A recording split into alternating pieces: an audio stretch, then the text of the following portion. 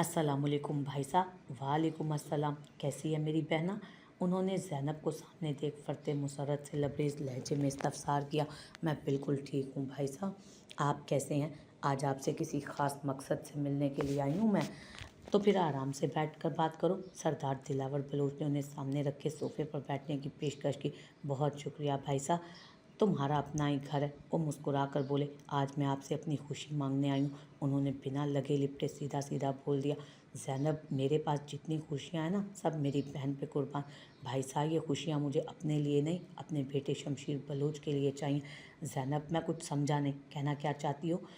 उन्होंने हैरानगी से इस्तफसार किया। भाई साहब, मैं अपने बेटे शमशीर के लिए हादिया का हाथ मांगने आई हूँ। अमीना तो आ गई, मैं तेरा इंतज़ार कर रही थी। हादिया ने अमीना को अपने कमरे में आते देखा तो फ़ौरन बिस्तर से उठकर बोली, मासा भी साथ आई हैं अभी। मासा साथ आई हैं अभी। अमीना अम्मा भी बता रही थी कि शाह साहब और हाथ की बात हुई। अब जल्दी से हाथ बलोच अपने वालिद को हमारे घर भेजेगा मेरा हाथ मांगने के लिए। अच्छा, ये तो बहुत खुशी की खबर सुनाई तूने।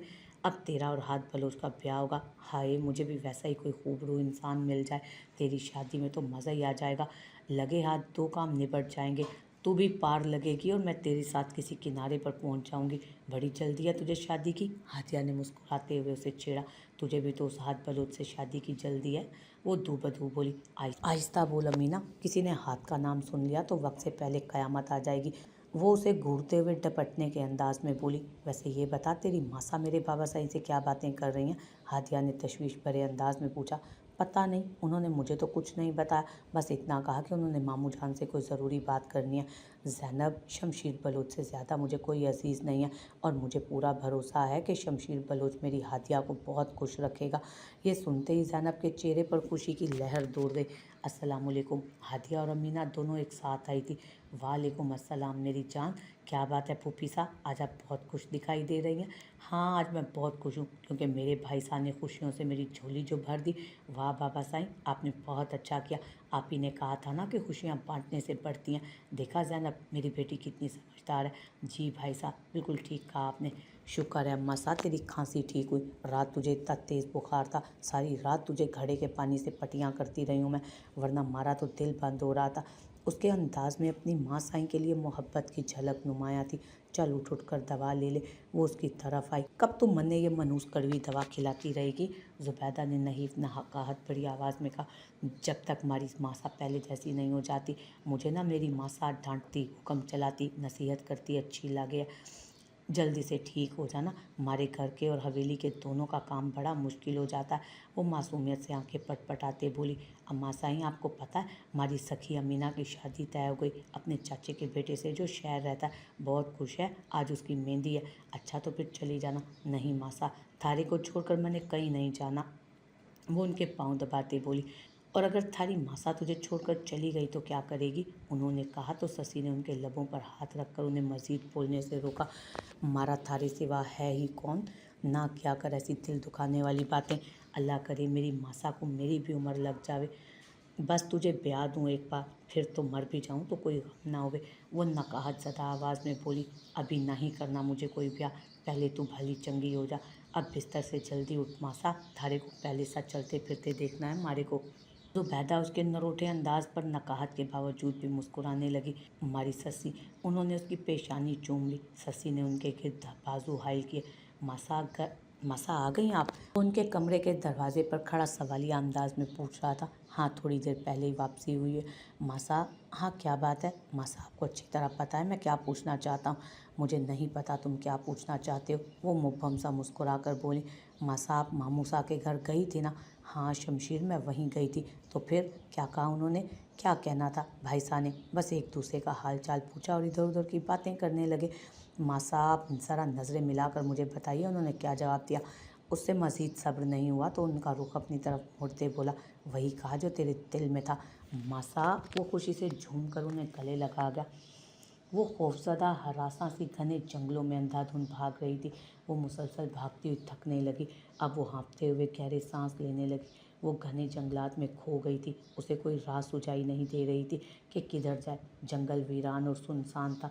दरख्तों के पत्तों की सरसराहट महसूस हो रही थी। दूर से जंगली जानवरों की आवाज़ें सुनाई दे रही थीं। तभी वो भागते हुए किसी शख्स के चौड़े सीने से टकराई। यकलख्त वो किसी की महफूज पनाहों में थी।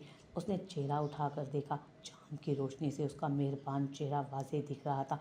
उसकी आंखों की पुतलियां हैरत से साकित रह गईं। उसने पीछे मुड़कर देखा। उसका भाई आदम खून से लथपथ वजूद बेजान पड़ा था और उसके करीब उसका खून बिखरा था। नहीं, वो कुर्बज़दा चीख मारे उस मेहरबान अजनबी के साथ लगे बेतहाशा धाड़े मारते रोने लगी। नहीं, वो हड़बड़ाकर यकदम उठ बैठी। कमरे में उस वक्त घुप अंधेरा छाया हुआ था। उसने साइड टेबल पर मौजूद लैंप को जलाने की बजाय अपने चेहरे को दोनों हाथों में छुपाते रोते हुए गहरे सांस लिए और सूरत हाल को समझने की कोशिश करने लगी। वो एक भयानक ख्वाब था। ब्रो को कुछ नहीं हो सकता, उसने खुद कलामी की। उसकी सांसें मध्यम और बेतरतीब और बदन पसीने से शराबूर था। अपने भाई को इस हालत में देख उसकी रूह तक झुनझुना उठी। वो गहरे सांस लेते अभी तक खौफ महसूस कर रही थी। उसने कपकपाता हाथ बढ़ उसने साइड टेबल पर पड़ा पानी से भरा हुआ जग देखा तो उसने अपने हलक में एक गिलास में पानी भरकर लरसते हाथों से अपने अंदर उंडेला। अनजाने में कितना पानी उसकी शर्ट के गले को भिगो गया, उसे खबर ही ना हुई। वो अभी तक उसी ख्वाब की कैफियत के ज़ेरे असर खौफज़दा थी। उसने नज़र उठाकर सामने लगे दीवार की क्लॉक की तरफ देखा जो रात का 1 बजा रहा था। उसने बिस्तर पर निगाह डाली जो खाली था। उन्होंने कहा था कि वो मेरे साथ रहेंगे। वो सहमी हुई हिरनी की मानित खाली कमरे को देख रही थी। कंफर्टर को खुद से पीछे फेंककर वो अपनी जगह से उठी और दरवाज़ा खुलकर बाहर जाने लगी उसकी तलाश में। मगर सरिश बलोच का सोचकर उसके कदम रुक गए थे वहीं पर। अगर उन्होंने मुझे देख लिया तो डांटेंगी। वो वहीं दीवार के साथ नीचे बैठती चली गई और घुटनों में सर दिए फूट फूट कर रो दी। सरदार यारम बलोच जो स्टडी में था, किसी किताब का मुताला कर रहा था, साथ साथ सिगरेट नोशी का काम भी कर रहा था। फारिग होकर जैसे अपने कमरे का दरवाज़ा खोलकर अंदर आया तो दीवार के साथ लगी घुटनों पर सर रखकर सिसकती हुई चाहत पर नज़र पड़ी उसकी तो वो ठिठक गया। उसके सुनहरे केसू उसके चेहरे को पूरी तरह छुपाए हुए थे। उसकी ये हालत उसे तशवीश में लाक कर गई। वो बिना एक लम्हा ज़ाया किए उसकी तरफ बढ़ा। चाहत, यारम बलोच ने उसके करीब घुटनों के बल बैठते उसे आहिस्तगी से पुकारा। चाहत चौंक कर सर उठाए उसे देखने लगी। भीगी नीली आंखों में वहशत ही वहशत थी। यारम बलोच सूरत हाल जानने की कोशिश में था कि वो अपनी जगह से उठती उसके साथ लग गई। यारम बलोच इस सूरत हाल के लिए कतई तैयार न था। उसे लगा कोई दहकता हुआ अंगारा उसके साथ आ लगा। वो बुखार में पूरी तरह फूंक रही थी। वो उसके चौड़े शाने से लगी अपनी गर्म आंसुओं से उसकी शर्ट भिगो रही थी। उसका नर्म गर्म वजूद पूरी तरह कँप रहा था। यारम ने बखूबी महसूस किया। वो बिला इख्तियारी उसके सुनहरी रेशमी केंसुओं को सहलाने लगा। मुझे डर लग रहा है। नहीं, ब्रो को कुछ नहीं, वो मर नहीं सकता। वो लड़खड़ाती आवाज़ में टूटे फूटे अल्फाज में बमुश्किल बोल रही थी। कई अधूरे और बेतरतीब लफ्ज़ उसकी ज़ुबान से फिसले थे। वो सर उसके शाने पर धरे खुद को उसकी पनाहगाह में महफूज तस्वुर कर रही थी। वो खुद को उसके साथ लगाए न जाने क्यों इतना सुकून महसूस कर रही थी। उसके रेशमी केंसुओं को सहलाते अनजाने में वो उनसे फूटती महक को अपनी सांसों में उतारने लगा। वो फरिश्ता तो नहीं था। भरपूर इस्तेहकाक रखते हुए उसका ईमान न डगमगाया।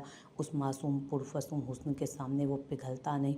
लेकिन हकीकत यही थी कि वो जिस्मानी तौर पर मजबूत मर्द था।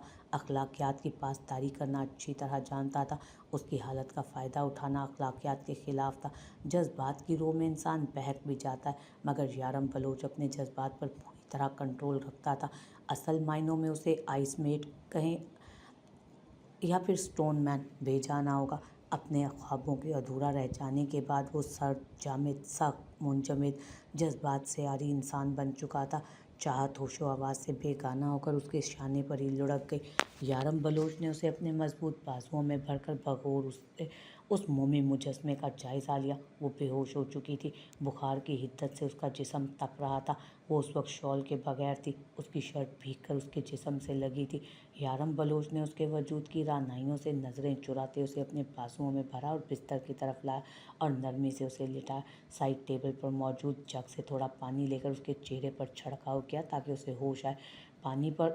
मुंह पर पानी के छींटे पड़ने से चाहत अपनी आंखें खोलने की कोशिश करने लगी, मगर नाकाम रही। चाहत, वो उसे बेसुध होता देख यकदम पुकार बैठा। चाहत, उसने चाहत का रूई जैसा नर्म गाल थपथपाकर उसे उठाना चाहा। जी, उसने मुश्किल बंद आंखों से कहा। उठो चाहत।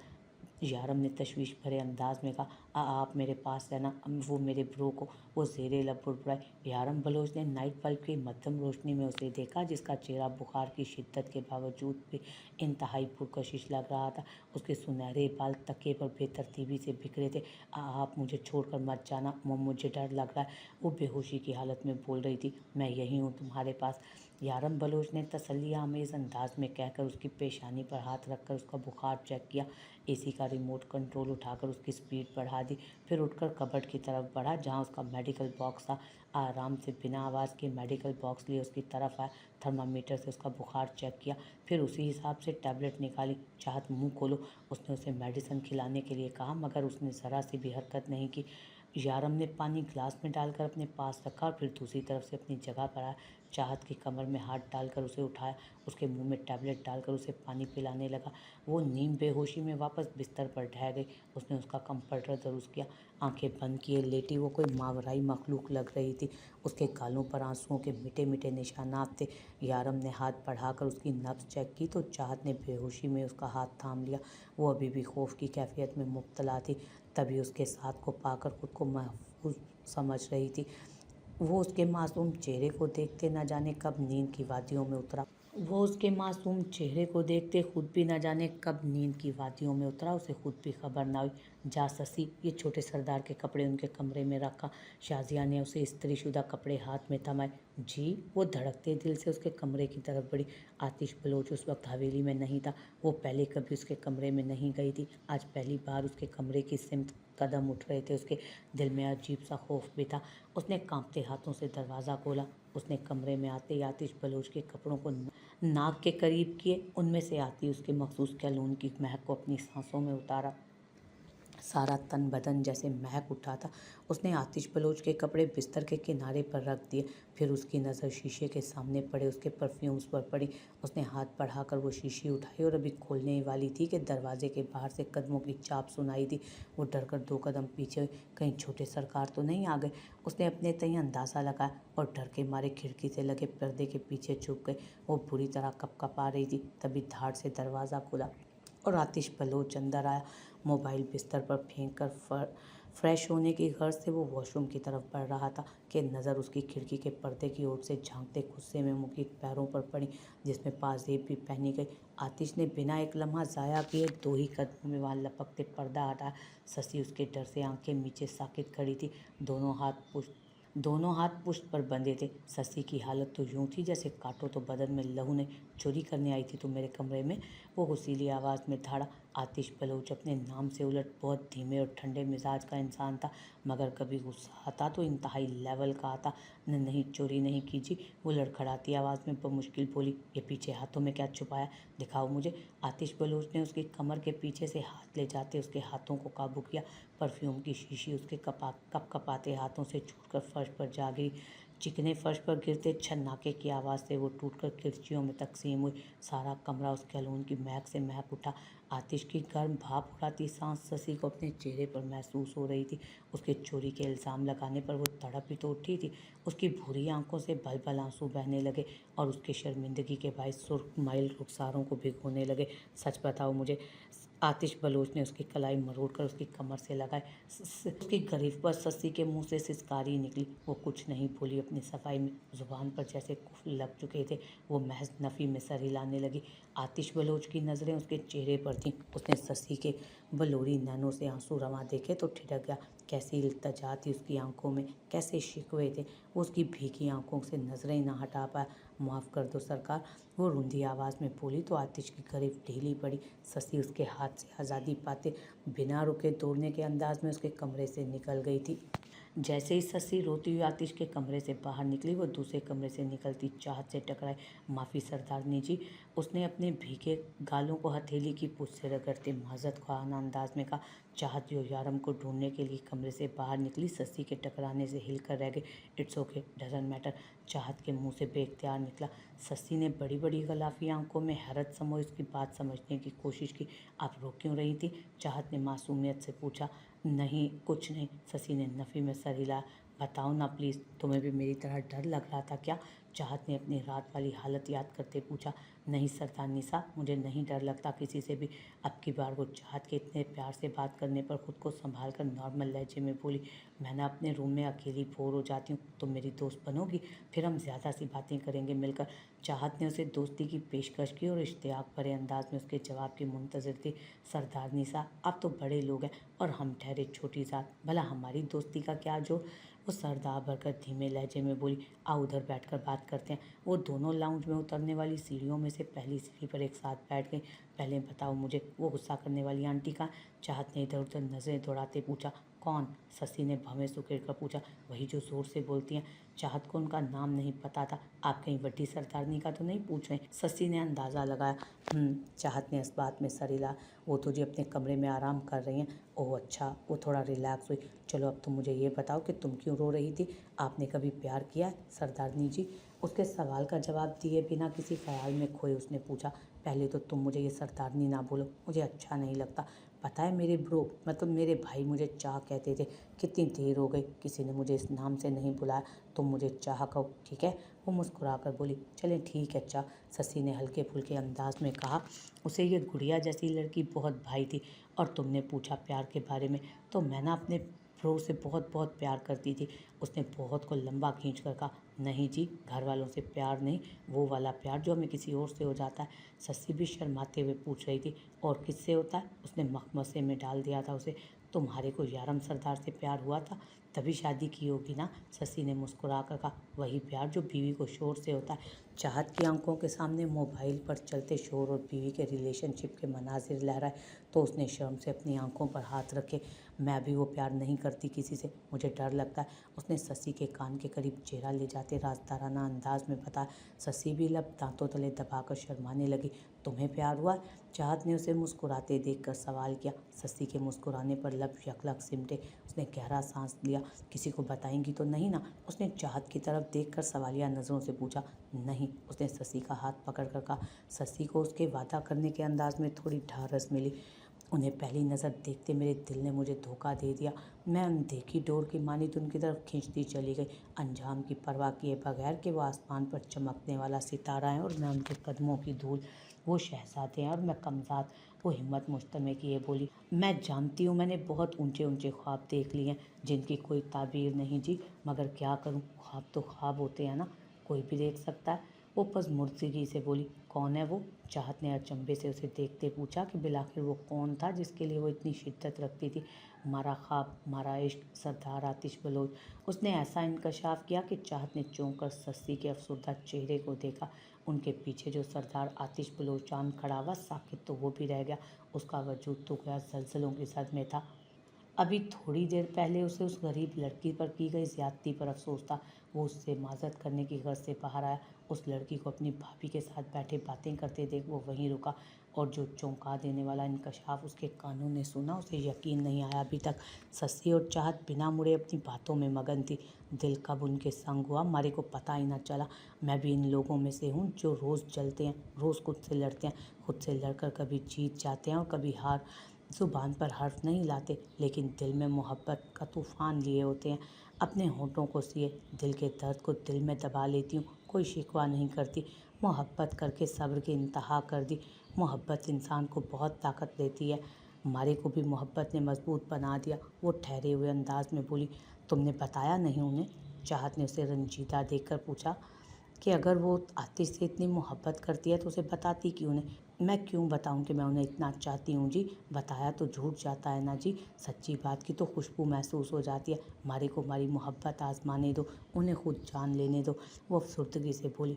आतिश बलोच तो हैरत कदा बन गया। उसे तो खबर ही ना थी कि कोई उसके इश्क में इस कदर डूब चुका था। कैसा भेद खुला था उस पर कि एक लड़की उसकी मोहब्बत में न जाने कितने जान कुसल लम्हों से गुजर रही थी। उस पर तो हैरतों के पहाड़ टूट पड़े थे। वो साकित खड़ा था। आपको कुछ सुनाऊं जी? शशि ने खामोश बैठी चाहत से पूछा। हाँ तुम बोलो ना, मुझे अच्छा लग रहा है तुमसे बातें करना और तुम्हारी बातें सुनना। उसने अपने हाथ में मौजूद शशि के हाथ को नरमी से दबा कर कहा। कोई फाल निकाल करिश्मा कर, मेरी राह में फूल गुलाब आए, कोई पानी फूंक के दे ऐसा, वो पिए तो मेरे ख्वाब आए, कोई ऐसा काला जादू कर जो जगमग कर दे दिन मेरे, वो कहे सस्सी जल्दी या अब जिया ना जाए बिन तेरे, किसी ऐसी राह पे डाल मुझे जिस राह से वो दिलदार मिले, कोई तस्बीह दम दरूद बता जिसे पढ़ूं तो मेरा यार मिले। सस्सी ने दिल सोज आवाज़ में गज़ल के ज़रिए अपनी दिली कैफियत बयान की। आतिश बलोच उसके अल्फाज सुनकर दबे कदमों जैसे आया था वैसे ही वापस मुड़ गया। हाँ, तुम जानते भी हो कि तुम क्या कह रहे हो, सरदार फलक बलोच ने पलटकर रोबदार आवाज़ में कहा था। मैं जानता हूँ बाबा साईं, प्लीज़ बसात। उन्होंने हाथ बुलंद किए, उसे मज़ीद बोलने से रोका। सरदार दिलावर बलोच मुझे अपने बहनोई और ख़ुद मेरी ही बहन का मुझे कातिल समझता है। उसके दिल में मेरे लिए सिवाय दुश्मनी के कोई और जज्बा नहीं। वो सर्द आवाज़ में बोले, मगर मैं जानता हूँ बाबा साईं, वो कत्ल आपने नहीं किए। मुझे पूरा यकीन है आप पर। हाथ बलोच ने बड़े मान भरे अंदाज में कहा, तुम्हारे जानने ना जानने से क्या फ़र्क पड़ता है। दिलावर बलोच ने हमसे हमारी बहन छीन ली, वो हमारा वलीन दुश्मन है और मैं अपने दुश्मन की बेटी को अपने घर की बहू कभी नहीं बनाऊंगा। वो अटल अंदाज में बोले, बाबा साईं, हमारे कबीलों के बीच खून की नदियाँ बहती हैं, इस फैसले से लाशों के अंबार लग जाएंगे बेटा। बाबा साईं, आप सरदार बनकर सोच रहे हैं, एक बाप बनकर सोचें ना अपने बेटे की खुशी। वो कैसे ना सोचूं, एक सरदार बनकर बताओ कैसे ना सोचूं अपने कबीले के लोगों के बारे में। वो मेरी मोहब्बत में अपने सर धड़ की बाजी लगा देंगे, मगर उनका खून मेरे सर पर होगा, समझे तुम। वो गुस्सीले अंदाज में बोले, मैं कैसे भुला दूं अपने बड़ों को जो उस दुश्मनी की भेंट चढ़कर मौत की आगोश में चले गए। मैं अपने आबाओ अजदाद और अपने खून से गद्दारी नहीं करूँगा, जो दिलावर की वजह से किसी को चेहरा दिखाने के काबिल नहीं रहे थे। एक बार बाबा साईं सिर्फ मेरी खातिर अपने बेटे के बारे में सोचें। ये सोचें कि अगर हमारा रिश्ता हो गया तो बरसों पुरानी दोस्ती दुश्मनी दोस्ती में बदल जाएगी। वो उनके करीब आते उनकी आंखों में देखकर बोला, तुम समझते क्यों नहीं हो हाद, एक रिश्ता इतनी पुरानी दुश्मनी को ख़त्म नहीं कर सकता। मुझ पर कत्ल के इल्ज़ाम है। वो कहता है कि मेरे हाथ उसके अपनों के खून से रंगे हैं। वो कभी उन खूनी हाथों में अपनी बेटी की मेहंदी भरे हाथ नहीं सौंपेगा। वो गंभीर आवाज़ में बोले, सब मुमकिन है बाबा साईं, एक बार कोशिश तो करके देखें। हाथ, मुझे एक बात सच सच बताओ। जी बाबा साईं, ये रिश्ता तुम सिर्फ इसलिए करना चाहते हो कि हमारी दुश्मनी दोस्ती में बदल जाए। उन्होंने सवालिया नज़रों से उसे देखते हुए कहा, बाबा साईं, मैं आपसे झूठ नहीं बोलूँगा, ना तो कभी पहले आपसे झूठ बोला ना कभी आगे बोलूँगा। सच ये है कि मुझे दिलावर बलोच की बेटी हादिया से मोहब्बत है, इसीलिए अपनी मोहब्बत को हासिल करने के लिए ये सब कर रहा हूँ। और दिलावर बलोच की बेटी, उन्होंने गोया हादिया के भी जज्बात जानने चाहिए इस बात को लेकर। बाबा साईं, हादिया भी मुझसे मोहब्बत करती है, उसने साफ कोई का मुजाहरा किया। अब वो मेरे बिना रहने का तसव्वुर भी नहीं कर सकती। वो ठहरे अंदाज में बोला, और तुम। उन्होंने एक और सवाल दागा। मैं भी बाबा साईं उसके बिना नहीं रह सकता। वो हाथ, तुम जानते भी हो कि तुम क्या कह रहे हो, सरदार फलक बलोच ने पलटकर रूपधार आवाज़ में कहा था। मैं जानता हूँ बाबा साईं, प्लीज़ बसाद। उन्होंने हाथ बुलंद किए और उसे मज़ीद बोलने से रोका था। सरदार दिलावर बलोच मुझे अपने बहनोई और ख़ुद मेरी ही बहन का कातिल समझता है। उसके दिल में मेरे लिए सिवाय दुश्मनी के और कोई जज्बा नहीं। वो सर्द आवाज़ में बोले, मगर मैं जानता हूँ बाबा साईं, वो कत्ल आपने नहीं किए। मुझे पूरा यकीन है आप पर। हाथ बलोच ने मान भरे अंदाज में कहा, तुम्हारे जानने या ना जानने से क्या फ़र्क पड़ता है। दिलावर बलोच ने हमसे हमारी बहन छीन ली, वो हमारा अव्वलीन दुश्मन है और मैं अपने दुश्मन की बेटी को अपनी बहू कभी नहीं बनाऊंगा। वो अटल अंदाज में बोले, हमारे कबीलों के बीच खून की नदियाँ बहती हैं, इस फैसले से लाशों के अंबार लग जाएंगे। बाबा साईं, आप सरदार बनकर सोच रहे हैं, एक बाप बनकर सोचे ना, आपके बेटे की खुशी है वो। कैसे ना सोचूं एक सरदार बनकर, बताओ कैसे ना सोचूं अपने कबीले के लोगों के बारे में मैं। वो मेरी मोहब्बत में अपनी सर धड़ की बाजी लगा देंगे, मगर उनका खून मेरे सर पर होगा, समझे तुम। वो हुसीले अंदाज में धाड़े, मैं कैसे भुला दूं अपने बड़ों को जो इस दुश्मनी की भेंट चढ़कर मौत की आगोश में चले गए। मैं अपने आबाओ अजदाद के खून के साथ गद्दारी नहीं करूंगा, जो दिलावर की वजह से किसी को चेहरा दिखाने के काबिल नहीं रहे थे। एक बार बाबा साईं, सिर्फ एक बार मेरी खातिर अपने बेटे के बारे में सोचें। ये सोचें कि अगर हमारा रिश्ता हो गया तो बरसों पुरानी दुश्मनी दोस्ती में बदल जाएगी। वो उनके करीब आते आंखों में आंखें डालकर बोला, उनकी, तुम समझते क्यों नहीं हो हाद, एक रिश्ता इतनी पुरानी दुश्मनी को ख़त्म नहीं कर सकता बेटा। मुझ पे कत्ल के इल्ज़ाम है। वो कहता है कि मेरे हाथ उसके अपनों के खून से रंगे हैं। वो कभी इन खूनी हाथों में अपनी बेटी की मेहंदी भरे हाथ नहीं सौंपेगा। वो गंभीर आवाज़ में बोले, सब मुमकिन है बाबा साईं, एक बार कोशिश करके तो देखें। हाथ, एक बात मुझे सच सच बताओ। जी बाबा साईं, ये रिश्ता तुम इसलिए करना चाहती हो कि हमारी दुश्मनी दोस्ती में बदल जाए? उन्होंने सवालिया नज़रों से देखते हुए पूछा। बाबा साईं, मैं आपसे झूठ नहीं बोलूँगा, ना तो कभी पहले आपसे झूठ बोला और ना आगे बोलूँगा। सच ये है कि मुझे दिलावर बलोच की बेटी हादिया से मोहब्बत है, इसलिए अपनी मोहब्बत को हासिल करने के लिए ये सब कर रहा हूँ। और दिलावर बलोच की बेटी, उन्होंने गोया हादिया के भी जज्बात जानना चाहे इस बात को लेकर। बाबा साईं, हादिया भी मुझसे मोहब्बत करती है। उसने साफ कोई का मुजाहिरा किया। अब वो मेरे बिना रहने का तसव्वुर भी नहीं कर सकती। वो ठहरे हुए अंदाज में बोला, और तुम? उन्होंने एक और सवाल दाग दिया। मैं भी बाबा साईं उसके बिना नहीं रह सकता। वो निडर अंदाज में बोला, अगर दिलावर बलोच नहीं माना तो क्या वो अपने बाप के खिलाफ जाकर तुम्हारा साथ देगी? आज वो अपने मन में आए सारे सवालात उससे पूछ लेना चाहते थे, तभी पूछ रहे थे। जी बाबा साईं, वो मेरे लिए सब छोड़ने को तैयार है। हाथ बलोच ने उन्हें हादिया का फैसला बताया। और तुम? वो तीखे चतुनों से उसे घूरते हुए बोले, मैं भी उसे हासिल करने के लिए कुछ भी कर जाऊंगा। पुख्ता लहजे में बोला था तो सरदार फलक बलोच ने उसकी आंखों में अपनी मोहब्बत को पाने का जुनून सवार देखा। इसी बात का डर था मुझे, तभी तुम तीनों को मैंने इस कबीले की दुश्मनी से दूर रखा, शहर पढ़ने भेज दिया। लेकिन आज तुमने मेरे डर को सच साबित कर दिया।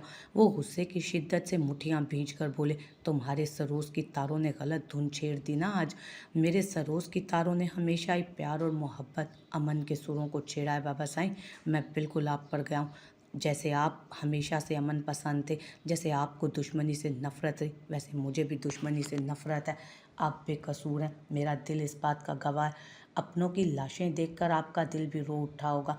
आप हमेशा से अमन चाहते थे और मुझे उम्मीद है आज भी आपकी वही सोच है। आप भी अमनो सलामती चाहते हैं सारी इंसानियत की।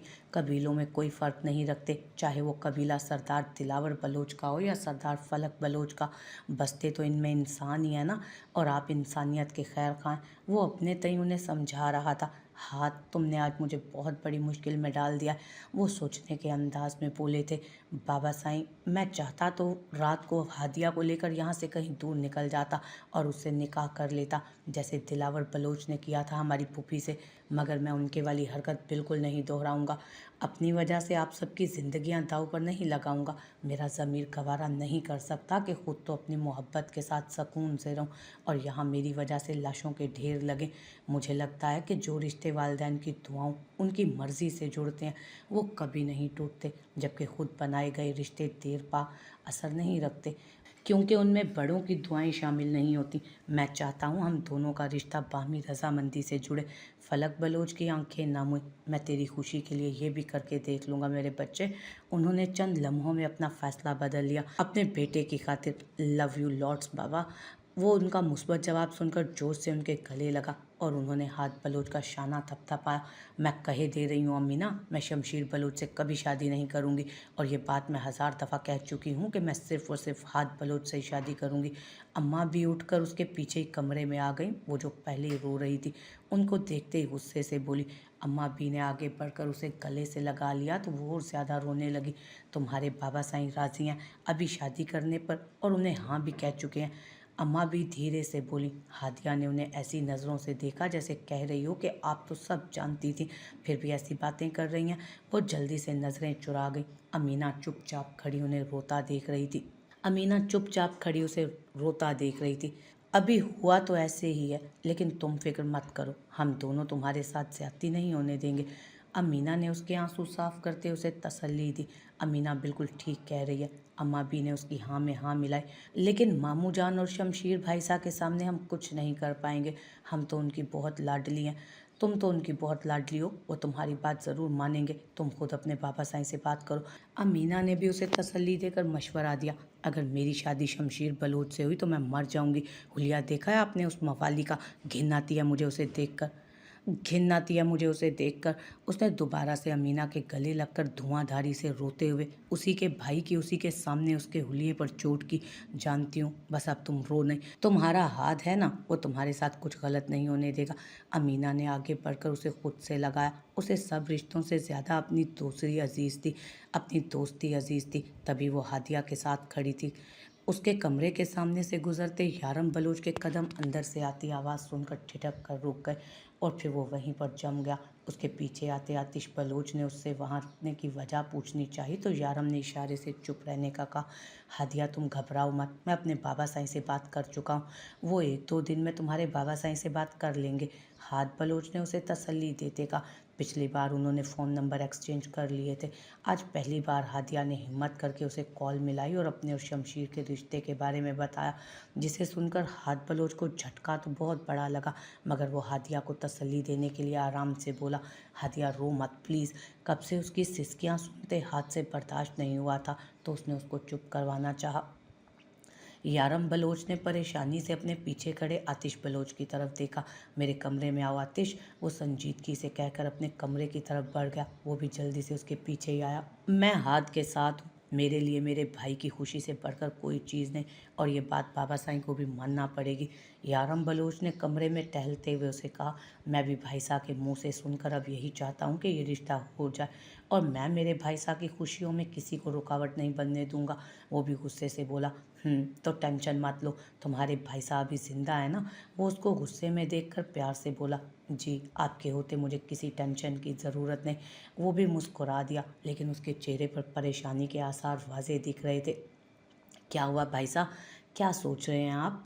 कुछ नहीं, उसने टालना चाहा। दिलावर बताएं तो सही ना यार, दिलावर बलोच का मुस्तकबिल में हमारे बाबा के साथ पेश आने वाला दिलावर बलोच का मुस्तकबिल में हमारे बाबा के साथ पेश आने वाला रवैया मुझे बहुत परेशान कर रहा है। उसने परेशानी से कहा, वो कैसे लाला? मुझे लगता है वो कभी इस रिश्ते के लिए नहीं मानेगा। इतने सालों की दुश्मनी नहीं भुला सकता वो इतनी जल्दी। तो फिर हाथ भाई के लिए क्या करना चाहिए? उसने आंखें फैलाकर पूछा। हाथ की बातों में सुना था ना कि बाबा साईं खुद उस दिलावर बलोच से मिलकर बात करना चाहते हैं, तो इसका मतलब है बाबा साईं ने हाथ की बात मान ली है, तभी तो रिश्ता मांगने को राज़ी हुए। वैसे यार लगता है ये कोई तीसरा बंदा है जो हमें लड़वाना चाहता है, जैसे सालों पहले उस दिलावर बलोच ने मेरे बाबा साईं के दरमियान ये दुश्मनी की दीवारें खड़ी कर दी, जो आज तक गिरने का नाम नहीं ले रहे। नहीं भाई साहब, दिलावर बलोच खुद ही अच्छा इंसान नहीं, और दूसरा उसकी वजह वो चमचा उसका शमशीर बलोच, गांव वालों से सुना है बहुत ही वाहियात इंसान है वो। हाँ सुना तो मैंने भी है, वो पुरसोच अंदाज में बोलता आतिश बलोच की तरफ देखने लगा। मुझे भी इस बात समझ नहीं आ रही कि मामला कैसे सुलझेगा। सही कह रहे हैं आप भाई साहब, अभी भी। उसने भी यारम की हाँ में हाँ मिलाई। इससे पहले कि देर हो जाए मुझे पता लगाना पड़ेगा दिलावर बलोच का। वो किसी नतीजे पर पहुंचते बोला, जी मैं भी अपने ज़रिए से पता लगाने की कोशिश करूंगा। ठीक है, अब मैं चलता हूँ, देर हो रही है मुझे। उसने वॉल क्लॉक की तरफ देखा जहाँ 7 बजने वाले थे। कहाँ जा रहे हैं आप? वो एकदम से उदास होकर उसको जाते देख कर बोला, शहर जा रहा हूँ यार, बहुत काम रुके हुए हैं। पिछले 1 हफ्ते से डॉक्टर ज़ारा और डॉक्टर वहाज को बहाने बनाए जा रहा हूँ। अब वो मुझसे नाराज़ होने लगे हैं। ओह तो फिर वापस कब आएंगे? उसने फिक्रमंदी से पूछा। रात तक, अगर जल्दी फ्री हो गया तो आऊँगा, नहीं तो फिर जब टाइम होगा। भाई साहब एक बात कहूँ, आप यहीं रहें, यहाँ से रोज़ चले जाया करें शहर। यहाँ से शहर को इतना ज़्यादा दूर भी नहीं। आप इस सरदारी के साथ इतना अपना पेशा तर्क नहीं करें, और भाभी साहब भी आपके जाने से उदास नहीं होंगी इस तरह। उसके जाने का सुनकर वो उदास हुआ, इसलिए उसने मशवरा देते आखिर में शरारत से आंख दबा कर कहा। चाहत के जिक्र पर यारम बलोच की नज़रों के सामने उसका मासूम चेहरा घूमा, जिसको वो सुबह नाश्ता करवा कर बाहर आया था, और बाहर आने के बाद गांव के लोगों के मसलों में ऐसा उलझा कि दोबारा उसके पास जाने के बारे में सोच ही नहीं सका। लेकिन अब वो पूरी आबोताब के साथ उसके जहनों दिल पर सवार हुई थी। भाभी साहब की सोचों में क्यों गुम हो गई? अब तो वो बनफ्से नफ़ी साहब के कमरे में मौजूद हैं, जाएं और हाथ बढ़ाकर छू लें। वो उसके खोए हुए लहजे को महसूस करके पास आकर शरारत से बोला, मगर यारम ने तो कुछ सुना ही नहीं था। अगर सुन लिया होता तो अभी उसे सख्त किस्म की घूरी से ज़रूर नवाज चुका होता। भाई साहब मुझे ऐसे लगा जैसे दाल में कुछ काला है, लेकिन अब आपकी हालत देख कर लग जैसे सारी दाल ही काली हो चुकी है। वो उसकी बात पर चौंका, लेकिन फिर उसकी शरारत समझ आने पर एक ज़ोरदार मुक्का उसके कंधे पर चढ़कर मसनूई गुस्से से बोला, बकवास नहीं करो, ऐसा कुछ नहीं। तो फिर कहाँ खो जाते हैं आप? वो शरारत से आंख दबाकर बोला, मुझे नहीं पता, जाओ तुम यहाँ से, तंग मत करो मुझे। एक ही दम दोनों का मूड खुशगवार हुआ। वैसे मैं खुद ही पता लगा लूँगा दाल काली है या नहीं। वो मुस्कुरा कर कहता बाहर जाने को मुड़ा। तुम्हारी दाल भी काली हो चुकी है, मुझे भी साफ साफ दिख रहा है। वो कैसे? वो गड़बड़ाते हुए करंट खाकर उसकी तरफ मुड़ा और फिर हैरत ज़दा निगाहों से उसे देखकर पूछा, तुम्हारे चेहरे पर लिखा था, मैंने पढ़ लिया, चलो अब भागो यहाँ से। वो हल्का सा मुस्कुरा कर कहते पलटा, जबकि आतिश बलोच मुंह बनाकर कमरे से बाहर निकल गया। आप अभी तक सोई नहीं? यारम रात गए शहर से वापस आया तो फ्रेश होने की गर्ज से सीधा अपने कमरे में चला आया और सामने सोफे पर चाहत पाँव लटकाए बैठी थी। उसे उसने देखकर पूछा, नींद नहीं आ रही? चाहत ने बिना उसकी तरफ देखे सर झुकाए जवाब दिया, तो यकीनन आपने अभी तक खाना भी नहीं खाया होगा। अपने इतने करीब से यारम बलोच की गंभीर आवाज़ सुन चाहत ने एक पल के लिए अपने नैनों की तिरछी निगाहों से उसे देखा। जी मुझे भूख लगी थी इसलिए नींद नहीं आ रही। उसकी खाइफ नज़रों से डरकर हकलाते लहजे में वो गोया हुई। वो गहरा सांस लेते अपने शानों पर मौजूद शॉल उतारकर सोफे पर फेंकते हुए दरवाज़ा खोलकर बाहर निकला और किचन की तरफ बढ़ गया, जहाँ से अभी भी खटर पटर की आवाज़ें सुनाई दे रही थीं। शाजिया जाने से पहले किचन की चीज़ें समेट रही थी। सुने, यारम किचन के दरवाजे पर खड़े खड़े किचन में काम करती शाजिया को आवाज़ दे गया। शाजिया सरदार यारम की आवाज़ सुनकर फ़ौरन पलट कर देखने लगी। जी सरदार, कुछ चाहिए आपको? शाजिया ने मुअद्दब अंदाज में कहा। सुबह नाश्ते के बाद मैंने सूप बनाने के लिए कहा था, बनाया था आपने? यारम ने उसे याद दिलाया। जी सरदार, बन गया था। तो फिर आपने चाहत को दिया क्यों नहीं? वो स्पार्ट अंदाज में इस्तफसार कर रहा था। माफ़ कीजिएगा सरदार, मुझे नहीं पता था ये सूप आपने सरदारनी के लिए बनवाया। अब की बार वो माज़रत ख़ाना अंदाज में बोली, शर्मिंदा होने की ज़रूरत नहीं, गलती मेरी ही थी। मुझे आपको बता देना चाहिए था कि ये सूप आपने किसको देना है। एक बॉल में सूप निकाल दें, जूस और पानी का ग्लास भी ट्रे में रख दें। शाजिया ने उसकी हिदायत के मुताबिक ट्रे सजाते उसके आगे की। मैं ले आऊँ सरदार? नहीं, इसकी ज़रूरत नहीं, मैं खुद ले जाऊँगा। यारम बलोच ने शाजिया के हाथों से ट्रे लिया और अपने कमरे की तरफ बढ़ा। शाजिया ने हैरत अंगेज़ निगाहों से अपने सरदार को जाते देखा।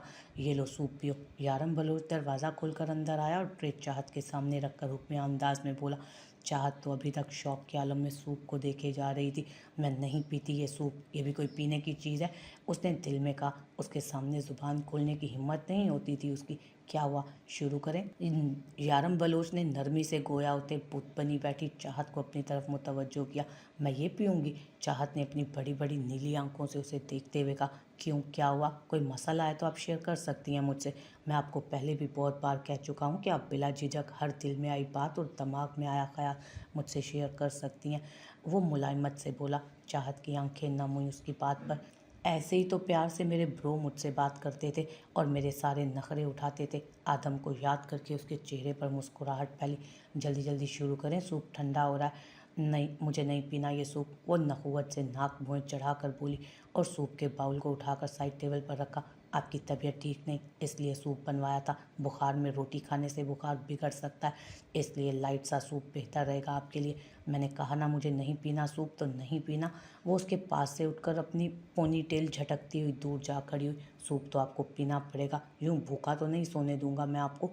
यारम भी बजीद हुआ उसकी सेहत के ख्याल से। चलें ठीक है, आपने अगर मुझे पकड़ लिया तो मैं सूप पीऊँगी, और अगर नहीं पकड़ सके तो मुझे डेयरी मिल्क खिलानी होगी। उसने शर्त रखी। अच्छा, तो ऐसी बात है। उसके चैलेंजिंग अंदाज पर यारम ने अब्रू झुकाकर कहा, जी बिल्कुल, आप मुझे नहीं पकड़ सकते। कहते ही चाहत ने बिस्तर के दूसरी तरफ दौड़ लगाई और यारम पीछे भागा। चाहत बिस्तर पर पाँव रखकर ऊपर चढ़ी। जब तक यारम उसकी तरफ आया वो बिस्तर के दूसरी तरफ उतर चुकी थी। वो दूसरी ओर आया। चाहत फिर से उसे चकमा दी, उसके बाजू के नीचे से निकलते दूसरी तरफ गई। वो कभी बिस्तर के ऊपर चढ़कर दूसरी तरफ उतर जाती और कभी तेज़ी से उसकी पहुंच से दूर हो जाती। कमरे के चक्कर काट काट कर दोनों के सांस फूल चुके थे। चाहत खिलखिलाते हुए इस बार उसकी पकड़ से निकलने ही वाली थी कि यारम ने उसकी कलाई से खींचकर उसे ड्रेसर से लगाया। चाहत की पुश्त ड्रेसर की तरफ थी। यारम ड्रेसर के दाएं बाएं अपने बाजू रखकर उसके भागने की तमाम राहें मसदूद कर चुका था। अब पकड़ी गई, अब सूप पीना पड़ेगा। अपने पकड़े जाने पर वो हैरान रह गई। आदम उसे कभी नहीं पकड़ पाता था। वो समझी थी यारम से भी वो जीत जाएगी, मगर सद अफसोस ऐसा हकीकत में नहीं हुआ। चाहत की हैरानगी भरी कैफियत पर यारम के अंदर उस वक्त हंसी के फुहारे फूट पड़े थे, जबकि चाहत का गुलाबी माइल चेहरा उस वक्त हार जाने की शर्मिंदगी की वजह से मजीद सुर्ख पड़ चुका था। पर मुझे वो बदमज़ा सूप नहीं पसंद, वो चेहरे के जाविये बिगाड़ कर बोली। यारम की हंसी को ब्रेक लगी। उसने अपनी सुरमई आंखों से उसे घूर कर देखा। अच्छा एक ही शर्त पे, उसने मासूमियत से आंखें पटपटाते कहा। वो क्या? उसने अबरूज खाकर स्पाट अंदाज में पूछा। यारम ने उसके चेहरे की सुर्खी को शर्मिंदगी के अलावा भी मजीद सुर्ख देखा तो आगे बढ़े उसकी पेशानी पर हाथ रखकर उसका बुखार चेक किया। देखा, हो गया ना फिर से टेम्परेचर। कहा भी था आपको आराम करे, फजूल में उछल कूद कर रही थी, अब थकावट से बुखार हो गया। यारम की बर्दाश्त कुछ ही देर में जवाब दे गई, इसलिए तेज लहजे में बोला। चाहत के चेहरे का रंग फीका पड़ा था उसकी डांट से। यार, एक तो आप बात बात पर नाराज़ हो जाती हैं, आप ही की लापरवाही से हुआ है आपको बुखार, अब डांटूं भी नहीं। अच्छा बताएं मुझे कैसे पीना चाह रही थी सूप, शर्त बताएं वो भी, उसने मफामत से कहा ताकि वो मज़ीद नाराज़ ना हो जाए। जैसे ब्रो खाना खिलाते थे वैसे वो मुंह फुलाकर बोली। यारम ने अपनी सुरमई आंखें सुकेड़ कर उसकी तरफ देखा और दिमाग के घोड़े दौड़ाते सोचा कि आखिर वो क्या चाहती थी। यकलप उसके दिमाग में झमाका हुआ। पहले ही दिन वो डाइनिंग टेबल पर उसकी थाई पर आकर बैठी थी और कह रही थी कि उसका भाई भी उसे बचपन में ऐसे ही खाना खिलाता था। यारम ने ठंडी आह भरी और जाकर बेड पर बैठा। आए इधर। यारम ने अपना हाथ उसकी तरफ बढ़ाया। चाहत ने अपना नाजुक हाथ उसके हाथ पर धरा और खुद उसकी थाई पर आन बैठी। चलें जल्दी से पिएं, फिर आपका इलाज भी करना। यारम बलोच चेहरे पर कोई भी तासुर जाहिर किए बिना उसके चेहरे को देखते अजहद संजीदा लहजे में गोया हुआ। ना, मैंने कोई इलाज नहीं करवाना। अब आप डॉक्टर हैं तो इसमें मेरा क्या कसूर है? सारी डॉक्टरी आप मुझ पर निकालेंगे क्या? आज बड़ी जुबान चल रही है। खैर तो है, किसकी सोबत में उठने बैठने लगी हैं? यारम ने हमेशा उसे चुप देखा मगर आज यूँ पटर पटर बोलते देखा तो पूछे बिना ना रह सका। चाहत फ़ौरन गुस्से से उसकी थाई से उठी मगर यारम ने अब की बार मजबूती से उसके बाजू को थाम कर उसे वहाँ से भागने की कोशिश को नाकाम बनाया। वो हमेशा आदम से ऐसे ढेरों बातें करती थी। रात को जब वो थक कर आता तो चाहत उसे सारे दिन की रुदात सुनाती, उसे छोटी से छोटी बात बताती। कभी कभी तो आदम उसकी बातें सुनता हुआ सो जाता और सुबह उठकर दोनों को इस बात पर खूब प्यार भरी झड़प होती। आज सस्सी से बातें करके उसे वो दिन फिर से याद आ गए थे। आज सस्सी से बातें करके उसे वो दिन फिर से याद आए, इसलिए वो यारम के सामने भी वैसे ही बोलने लगी। अभी आपको टीका भी लगाना है, मेडिसिन से बुखार का असर जो नहीं पड़ रहा। यारम ने उसके सर पर धमाका किया। उसे हमेशा ही टीके से डर लगता था। पहले भी जब कभी वो बीमार हो जाती और आदम से कहकर मेडिसिन मंगवाती मगर टीके से कोसों दूर भागती। आज उसका इंजेक्शन का नाम सुनते उसके हाथ पांव फूलने लगे। नहीं नहीं, टीका नहीं, आप रुके, मैं सूप पी लेती हूँ। चार टीके का सुनकर मुंह फुलाए पैर पटकने के अंदाज में वापस उसकी थाई पर बैठी और सूप इस कदर फीका और बदजायका था कि उसके हलक से ही नहीं उतर रहा था। उफ, इतना फीका सूप मैं कैसे पीऊँ इसे? चाहत अपनी डबडबाई आंखों समेत सूप के बॉल को देखे जा रही थी। गुड गर्ल, जल्दी से ख़त्म करें इसे। यारम ने अब की बार चेहरे पर थोड़ी सख्ती लायका और चम्मच भरकर उसके मुंह में डाल दिया। आदम भाई, आप वापस आएंगे तो पूछूंगी आपसे अच्छी तरह। चाहत ने गायबाना तौर पर जेरे लब बुड़बुड़ा कर कहा। उसे झुंझलाहट से बुड़बुड़ाते देख यारम बलोच के मूँछों तले उनाबी लबों पर मुब्बम से मुस्कुराहट उभर कर मासूम हुई। यारम सूप के चम्मच भरकर उसके मुंह में डालता रहा और वो ना चाहते हुए भी बेदिली से पीती रही। आप यहाँ बैठे, मैं आपके लिए मेडिसिन लाता हूँ। वो चाहत का बाजू पकड़कर उसे बिस्तर पर बिठाते वहाँ से उठकर अपने मेडिसिन बॉक्स में से मेडिसिन निकाल कर लाया। ये बहुत कड़वी होती है, वो बुरा सा मुँह बनाकर बोली। अगली बार मेडिसिन कंपनी को कहूँगा आपके लिए मीठी दवा ईजाद करें। वो हल्का सा मुस्कुराया। चाहत ने नाराज नज़रों से उसे देखा। जूस के साथ ले मेडिसिन, ज़्यादा कड़वी नहीं लगेगी। यारम ने जूस का ग्लास उठाकर उसकी तरफ बढ़ाया तो चाहत ने उसे थाम कर टैबलेट मुंह में रखी और जूस के ग्लास को लबों से लगाते एक लम्हे में खाली किया उसे। यारम बलोच ने मेडिकल बॉक्स में से सुरिंज और इंजेक्शन निकाला। चाहत ने खौफजदा नज़रों से उसे देखा। उसके गले की गिल्टी उभर कर मासूम हुई। वो इंजेक्शन तैयार कर चुका था। उसने उसे थोड़ा सा प्रेस करके सुई की जानिब थोड़ा सा इंजेक्शन बाहर निकाला। इंजेक्शन देख चाहत की जान लबों पर आई। उसने थूक निगलते उसे हरासा नज़रों से देखा। ओ कमन चाहत, इतनी बड़ी होकर इतने छोटे से इंजेक्शन से डरती हो? यारम बलोच ने घुटनों के बल उसके सामने दो जानू बैठ कर कहा। चाहत की नज़र यारम पर कम और इंजेक्शन की नोकीली चमकती सुई पर ज़्यादा थी। प्लीज़ अंकल, मुझे डर लगता है इंजेक्शन से, वो कपकपाती आवाज़ में बोली। इस बार फिर से अंकल कहने पर यारम की पेशानी पर शिकनों का जाल बिछा। मेरा बुखार भी उतर गया, मैं ठीक हूँ, मुझे इसकी कोई ज़रूरत नहीं। आपको नींद नहीं आई? आप सो जाए ना प्लीज़, उसने हकलाते हुए कहा। चाहत इंजेक्शन लगाने में देरी कितनी लगती है, चलो शाबाश, जल्दी बाजू आगे करो। नहीं, उसने डरते हुए नफ़ी में सर हिला। रिलैक्स चाहत। उसने उसे पुरसकून करना चाहा। अच्छा मेरी बात सुनो, तुमसे कुछ कहना है। यारम बलूच ने उसकी नीली आंखों में अपनी सुरमई आंखें गाढ़े आंच देते लहजे में कहा। तो चाहत उसकी गहरी आंखों में देखते जैसे उनमें खुद को डूबता महसूस करने लगी। यार पहले मेरी पूरी बात ध्यान से सुनना, उसे समझने की कोशिश करना, फिर कोई फैसला करना। वो किसी फैसले पर पहुँच कर उससे आज सारी बात कर लेना चाहता था। उसे सच्चाई से रोशनास कराना चाहता था। उनकी आंखों का रंग कितना प्यारा है ना, और बाल, वो उसकी पेशानी पर बिखरे बालों को देख रही थी। उसकी नज़र यारम बलोच के सुतवा नाक पर ठहर गई, जो तीखी और मगरूर सी लगी, बिल्कुल उसी की तरह।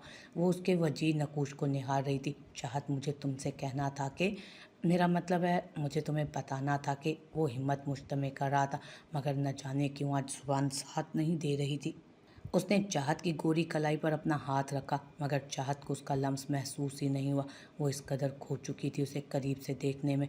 यारम का हाथ उसकी कलाई से सरकता उसके शॉल को बाजू से हटा चुका था। मैं तुम्हें कहना चाहता था कि, वो उसकी आंखों में देखते धीरे से बोला। कि चाहत ने सवालिया नज़रों से उसे देखा था। उसका दिल यकबारगी में धड़का। क्या जो सस्सी कह रही थी, मेरे हस्बैंड भी मुझसे अपने प्यार का इजहार करने वाले हैं, ये सोचकर उसके चेहरे पर शर्म की मुस्कान फैल गई। सीने में धड़कनें उथल पुथल होने लगी। मैं आज तुम्हें एक सच बताना चाहता हूँ। कौन सा?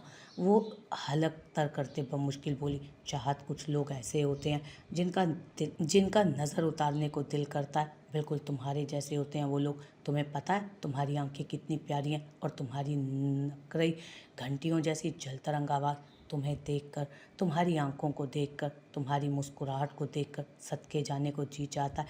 यारम की आंखें बोल रही थी, मगर जुबान संगालूद हो चुकी थी।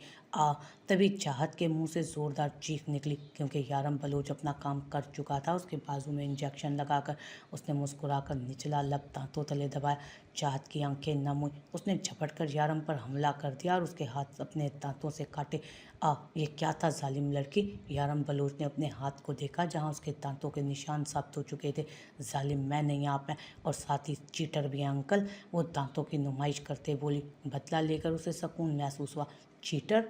तो ठीक है, अब अगर दोबारा अंकल कहा तो मैं खूब, यकीन करो बहुत बुरा होगा तुम्हारे साथ, कहूँगी अंकल अंकल अंकल। वो मुस्कुराकर भागने को पर तोल रही थी कि यारम ने उसकी कमर में हाथ डालकर उसकी पुश्त को खुद से लगाया। अब बोलो क्या कहोगी? मुझे लगा आप कुछ और कहना चाहते हैं। उसके इतने करीब आने पर चाहत का दिल पसलियाँ तोड़कर बाहर निकलने को बेताब हुआ। मसलन क्या कहना चाह रहा था मैं? वो उसके कान के करीब चेहरा किए सरगोशीनुमा आवाज़ में बोला। नहीं, कुछ नहीं। वो इनकारी हुई। कहो जो कुछ दिल में महसूस हो रहा है। वो उसे उकसा रहा था। आप पहले बताएं। वो मोम की तरह पिघलने लगी। मैं तुमसे ये कहना चाहता था कि, यारम ने अब की बार संजीदगी से उसे सच बताने का फैसला किया और उसका रुख अपनी तरफ मोड़ा। ठक ठक दरवाजे बजने की आवाज़ आई तो दोनों ने चौंक कर दरवाजे को देखा। जी, इतनी रात को आप यहाँ, कोई मसला है? यारम ने दरवाज़ा खोला तो सामने शाजिया थी। उसने सवालिया लहजे में पूछा। जी, वो बड़े सरदार को चाय देने गई। उन्होंने आपका पूछा तो मैंने बता दिया कि आप शहर से वापस आ गए, तो वो आपको अपने कमरे में बुला रहे हैं। उसने तफसील से बात बताई। ठीक है, आप जाएं। उसके कहते ही दरवाज़ा बंद हुआ था। वहीं चाहत खड़ी उसे देख रही थी। आप भी मेरे साथ चलें, बाबा साईं और मासा से मिलने। नहीं, आप जाएं। उसने जरिश बलोच के रवैये का सोचकर इनकार किया। सारा दिन कमरे में रहकर बोर नहीं हो जाती? कमरे से बाहर निकला करें, घुमा फिरा करें, इससे सेहत पर अच्छा असर पड़ता है। लेकिन वो कहना भी चाहती थी, मगर चुप रही। वो उसकी कैफियत को बखूबी समझता था। वो उसकी वालदा की वजह से परेशान थी। मेरी मासा दिल की बहुत अच्छी हैं, आप एक बार आगे बढ़कर उनसे बात करें, दोस्ती की कोशिश करें। मुझे यकीन है वो एक अच्छी माँ के साथ एक अच्छी सास भी साबित होंगी। मगर वो कश्मकश में मुब्तला उंगलियां चटकाने लगी। आपको बस उनसे सॉरी कहना है। मगर क्यों? उसने नासमझी से पूछा। उन्हें लगता है कि आपने उनसे उनका बेटा छीन लिया है, लेकिन मैंने तो नहीं छीना आपको किसी से। मुझे पता है आप बेकसूर हैं। हम माँ बेटे की लड़ाई में पिस रही हैं। मेरी मासा दिल की बहुत अच्छी हैं। आप एक बार आगे बढ़कर उनसे बात करें, दोस्ती की कोशिश करें। मुझे पूरा यकीन है कि वो एक अच्छी माँ के साथ एक अच्छी सास भी साबित होंगी। मगर वो कश्मकश में मुब्तला उंगलियां चटकाने लगी। आपको बस उनसे सॉरी करना है। मगर क्यों? उसने नासमझी से पूछा। उन्हें लगता है आपने उनसे उनका बेटा छीन लिया, लेकिन मैंने तो नहीं छीना आपको किसी को। लेकिन मैंने तो नहीं छीना आपको किसी से। मुझे पता है आप बेकसूर हैं। हम माँ बेटे की लड़ाई में पिस रही हैं। एक घर में रहते यूँ अलग अलग रहना मायूब लगता है कि एक छोटी सी कोशिश है, आप करके देख लेंगे। अगर वो ना मानी तो दोबारा आपसे कभी ऐसा करने को नहीं कहूँगा। कह देंगी ना? जी। उसने इस बात में सर हिलाया। वो यारम के साथ कदम से कदम मिलाकर उनके कमरे की तरफ बढ़ी। अस्सलामुअलैकुम। यारम बलूच ने कमरे में दाखिल होकर दोनों को मुश्तरका सलाम किया। वालेकुम अस्सलाम, दोनों ने जवाब दिया। चाहत ने भी डरते डरते आहिस्ता आवाज़ में सलाम किया। आओ बैठो बच्चों, मुझे यारम तुमसे एक ज़रूरी बात करनी थी, इसीलिए तुम्हें बुलाया। जी बाबा जान कहिए। कमरे में बेड से ज़रा दूरी पर दो सोफ़े रखे थे, उन्हीं में से एक पर सरदार फलक बलोच विराजमान थे। यारम बलोच उनके साथ वाले सोफ़े पर बैठ गया, जबकि चाहत वहीं खड़ी यारम को देख रही थी। यारम ने उसे आंखों से इशारा किया कि वो बेड पर जरिश बलोच के साथ बैठे। उसने झट नफ़ी में सर हिला। उस बार यारम ने ज़रा घूरते हुए उसे बैठने का इशारा किया। वो बादल नखास्ता कदम उठाते बिस्तर के एक कोने पर टिक गई। उसका जिस्म हौले हौले कँपा रहा था जरिश बलोच के इतने करीब बैठने पर। जरिश बलोच ने करीब बैठी चाहत का सरतापा जायज़ा लिया। यारम, मैं चाहता हूँ कि कल तुम्हारा वलीमा रख दूँ। सारे गांव में तुम्हारे निकाह की खबर फैल चुकी है, तो वलीमा करने में कोई हर्ज नहीं। तुम बताओ क्या कहते हो उस बारे में? मुझे कोई एतराज़ नहीं बाबा साईं, आपका हर हुक्म सर आंखों पर। दिल खुश कर दिया तुमने तो। अब अपने बाप की एक आखिरी ख्वाहिश भी पूरी कर दो। वो मुस्कुरा कर बोले। बाबा साईं, आखिरी तो मत कहें, बस आप हुक्म करें। कौन सी ख्वाहिश? जल्दी से मुझे मेरे नन्हे मुन्ने वारसों का मुंह दिखा दो। वो यारम की तरफ देखकर इतनी आहिस्ता आवाज़ में बोले कि वो बात उन दोनों के सिवा कोई ना सुन सका। लेकिन बाबा साईं, उसने हैरत ज़दा नज़रों से उन्हें देखकर कुछ कहना चाहा। क्या मेरी ख्वाहिश नाजायज़ है? उन्होंने अबरूज खाकर सवालिया अंदाज में पूछा। नहीं बाबा साईं, मगर सॉरी। बिलाखिर हिम्मत किए चाहत ने जरिश बलोच से कह ही दिया। वो किस लिए? जरिश बलोच तीखे चतूनों से घूरते हुए बोली। वो उन्होंने कहा था आपसे कहने के लिए। उसने यारम की तरफ उंगली करते हुए जरिश बलोच से कहा था। जरिश बलोच तीखे चतूनों से घूरते हुए बोली। वो इन्होंने कहा था आपसे कहने के लिए। उसने यारम की तरफ उंगली का इशारा किए जरिश से कहा। यारम अपना भांडा फूटने पर अजहद शर्मिंदा हुआ। फलक बलोच के चेहरे पर मुस्कुराहट रेंग गई। लो, ये पटियां पढ़ा कर लाया है तुम्हें फिर। मैं तो समझी थी कि तू मेरे बेटे को मेरे खिलाफ पटियां पढ़ाती होगी, जो ये अपनी माँ को भूल गया। उन्होंने शिकवा कुना निगाहों से यारम को देखते नरोटे अंदाज में कहा। नहीं मासा, ऐसी बात नहीं, बस गांव और शहर दोनों कामों से फरागत मैसर नहीं। तो माफ़ी इससे क्यों मंगवा रहा है? माफ़ी तो तुझे मांगनी चाहिए। जी मैं वही मांगने वाला था, मुझे माफ़ कर दे मासा, आपसे पूछे बगैर इतना बड़ा कदम उठाया। वो बोलते अपनी जगह से उठा और जरिश बलोच के पास आया। हमारी बेटी हमारे पास आकर बैठे और बताए कि उसे कल वलीमे के लिए कैसे कपड़े चाहिए। फलक बलोच ने चाहत को प्यार भरे अंदाज में मुखातिब किए अपने पास बुलाया। वो उठकर यारम बलोच की खाली कुर्सी पर बैठ गई। बात सुनो। जरिश बलोच ने चाहत को पुकारा। वो भी उनकी आवाज़ सुनकर चुपचाप उनकी तरफ देखने लगी। जी आंटी, वो आहिस्ता से पूछने लगी। ये वलायती रिश्ता आंटी क्या होता है? जैसे यारम मुझे मासा कहता है वैसे ही कहो, मगर मुझसे बोला नहीं जाता मासा, अजीब सा लगता है। मैं आपको मम्मी कहूँ। वो उसने डरते हुए कहा। लो जी, बहू भी वलायती और रिश्ते का नाम भी। वो मुस्कुराकर हल्के फुल्के अंदाज में बोली। चलो ठीक है, जैसे तुम्हें अच्छा लगे। उनका दिल पसीज गया उसके बारे में सुनकर। वैसे एक बात है यारम, मेरी बहू चांद का टुकड़ा लगती है। वो उसके मासूम चेहरे की तरफ देखकर बोली। इसीलिए तो चांद को आसमान से चुरा कर अपने साथ ले आया हूँ। उसके मुंह से बेइख्तियार निकला। चाहत ने चौंक कर उसकी तरफ देखा। यारम ने नज़रें चुराई तो वो पहलू बदल कर रह गई। आप मुझे माफ़ कर दें मासा, मेरी हर नादानी के लिए। आपकी दिल से कदर करता हूँ मैं, उसने धीरे से कहा। मासा, चाहत के पेरेंट्स की इसके बचपन में ही डेथ हो गई थी और मेरे हाथों भी इसका बहुत बड़ा नुकसान हो गया था। बस हालात कुछ ऐसे थे कि मुझे इससे निकाह करना पड़ा। क्यों, क्या हुआ था? मासा, फिर कभी तफसील से बताऊंगा। चाहत के माँ बाप की वफ़ात का सुनकर जरिश बलोच के चेहरे पर भी एक साया सा आकर गुजर गया। उन्हें भी पता था कि तब क्या हुआ था जब वो यारम के साथ इस घर में आई थी। बस उनको वक्ती गुस्सा था। वो अखरोट की तरह बाहर से सख्त और अंदर से नरम थी। यहाँ आओ मेरे पास। उन्होंने चाहत को प्यार से आवाज़ दे अपने पास बुलाया। चाहत छोटे छोटे कदम उठाती उन आकर यारम बलोच के करीब बैठ गई उनके साथ। प्यार करती हो मेरे बेटे से?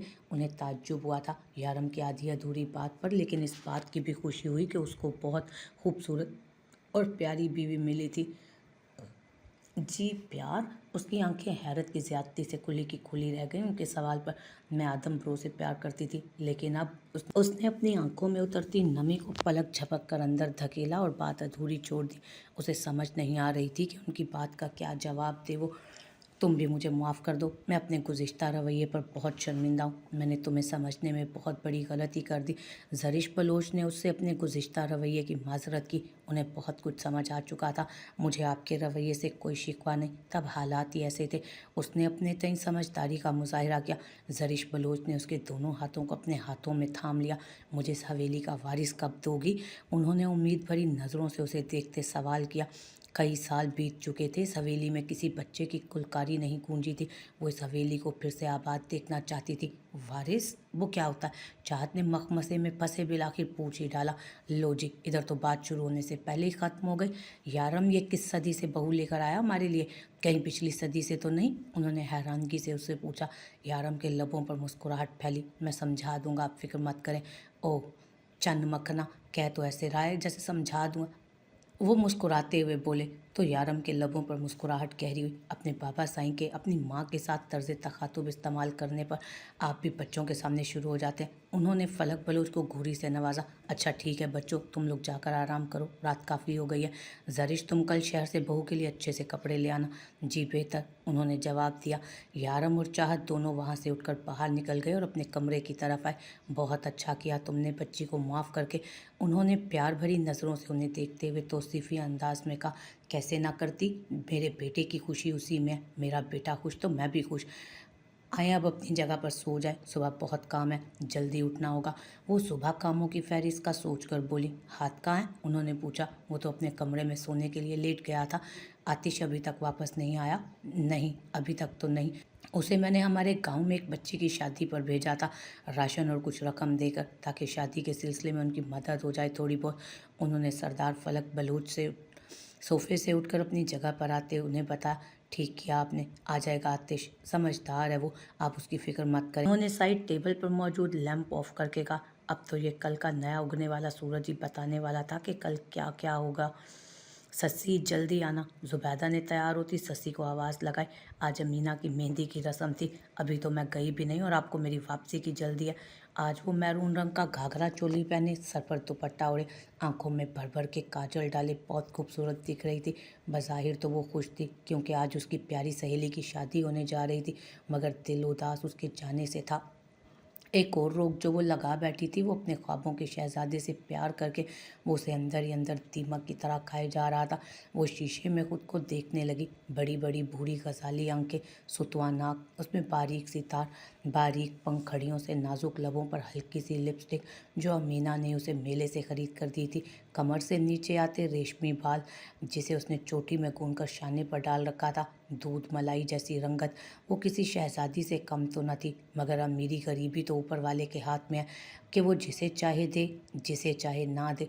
असल अमीर होना दिल का अमीर होना होता है। पैसा हासिल करके तो कोई भी अमीर हो जाता है, मगर दिल को देने की सकत किसी किसी में होती है। दुनिया में कितना ही पैसा कमा लो, कब्र में इंसान खाली हाथ ही जाता है। सस्सी दिल की अमीर थी। हाँ, उसने ऊंची जगह दिल लगाया था। ख्वाहिश तो हर इंसान करता है, उसने भी की। उसका पूरा होना उसके बस में नहीं, खुदा के हाथ में था, और उस खुदा की क्या रज़ा थी ये तो वो बेहतर जानता था। वो अपने बारे में सोचते हुए खोने लगी। अधूरापन जिंदगी में उतरने लगा था। मैं धीरे धीरे अपने आप को खो रही हूँ और मेरी रूह में बेचैनियाँ भरने लगी हैं। दिल जिन राहों पर चलने की जिद करने लगा है ना, वो रास्ता आसान नहीं, लेकिन दिल को तेरी हंसी के सिवा कुछ सुनाई नहीं दे रहा। मगर मैं सुन रही हूँ वो आवाज़ें जिनमें शायद कभी तेरी हंसी दब जाए। सुना है मोहब्बत में खुद को खोना पड़ता है, लेकिन मैं खुद को खो देने से डर रही हूँ। मैंने खुद को खो दिया तो कभी तलाश नहीं कर पाऊंगी, क्योंकि हम जैसों को खोकर वापस मिलना नामुमकिन है। हर इंसान का खुद को वापस लाने का तरीका दूसरे से जुदा होता है। अगर मैं तुम में डूब गई तो इस गहरे कुएं से खुद को निकाल कर लाना मुश्किल हो जाएगा मेरे लिए। शायद मैं अपनी ज़ात का एक हिस्सा खो दूँ। तो ऐसे में सवाल ये है कि मैं इस खोए हुए हिस्से के बिना आगे कैसे बढ़ पाऊंगी।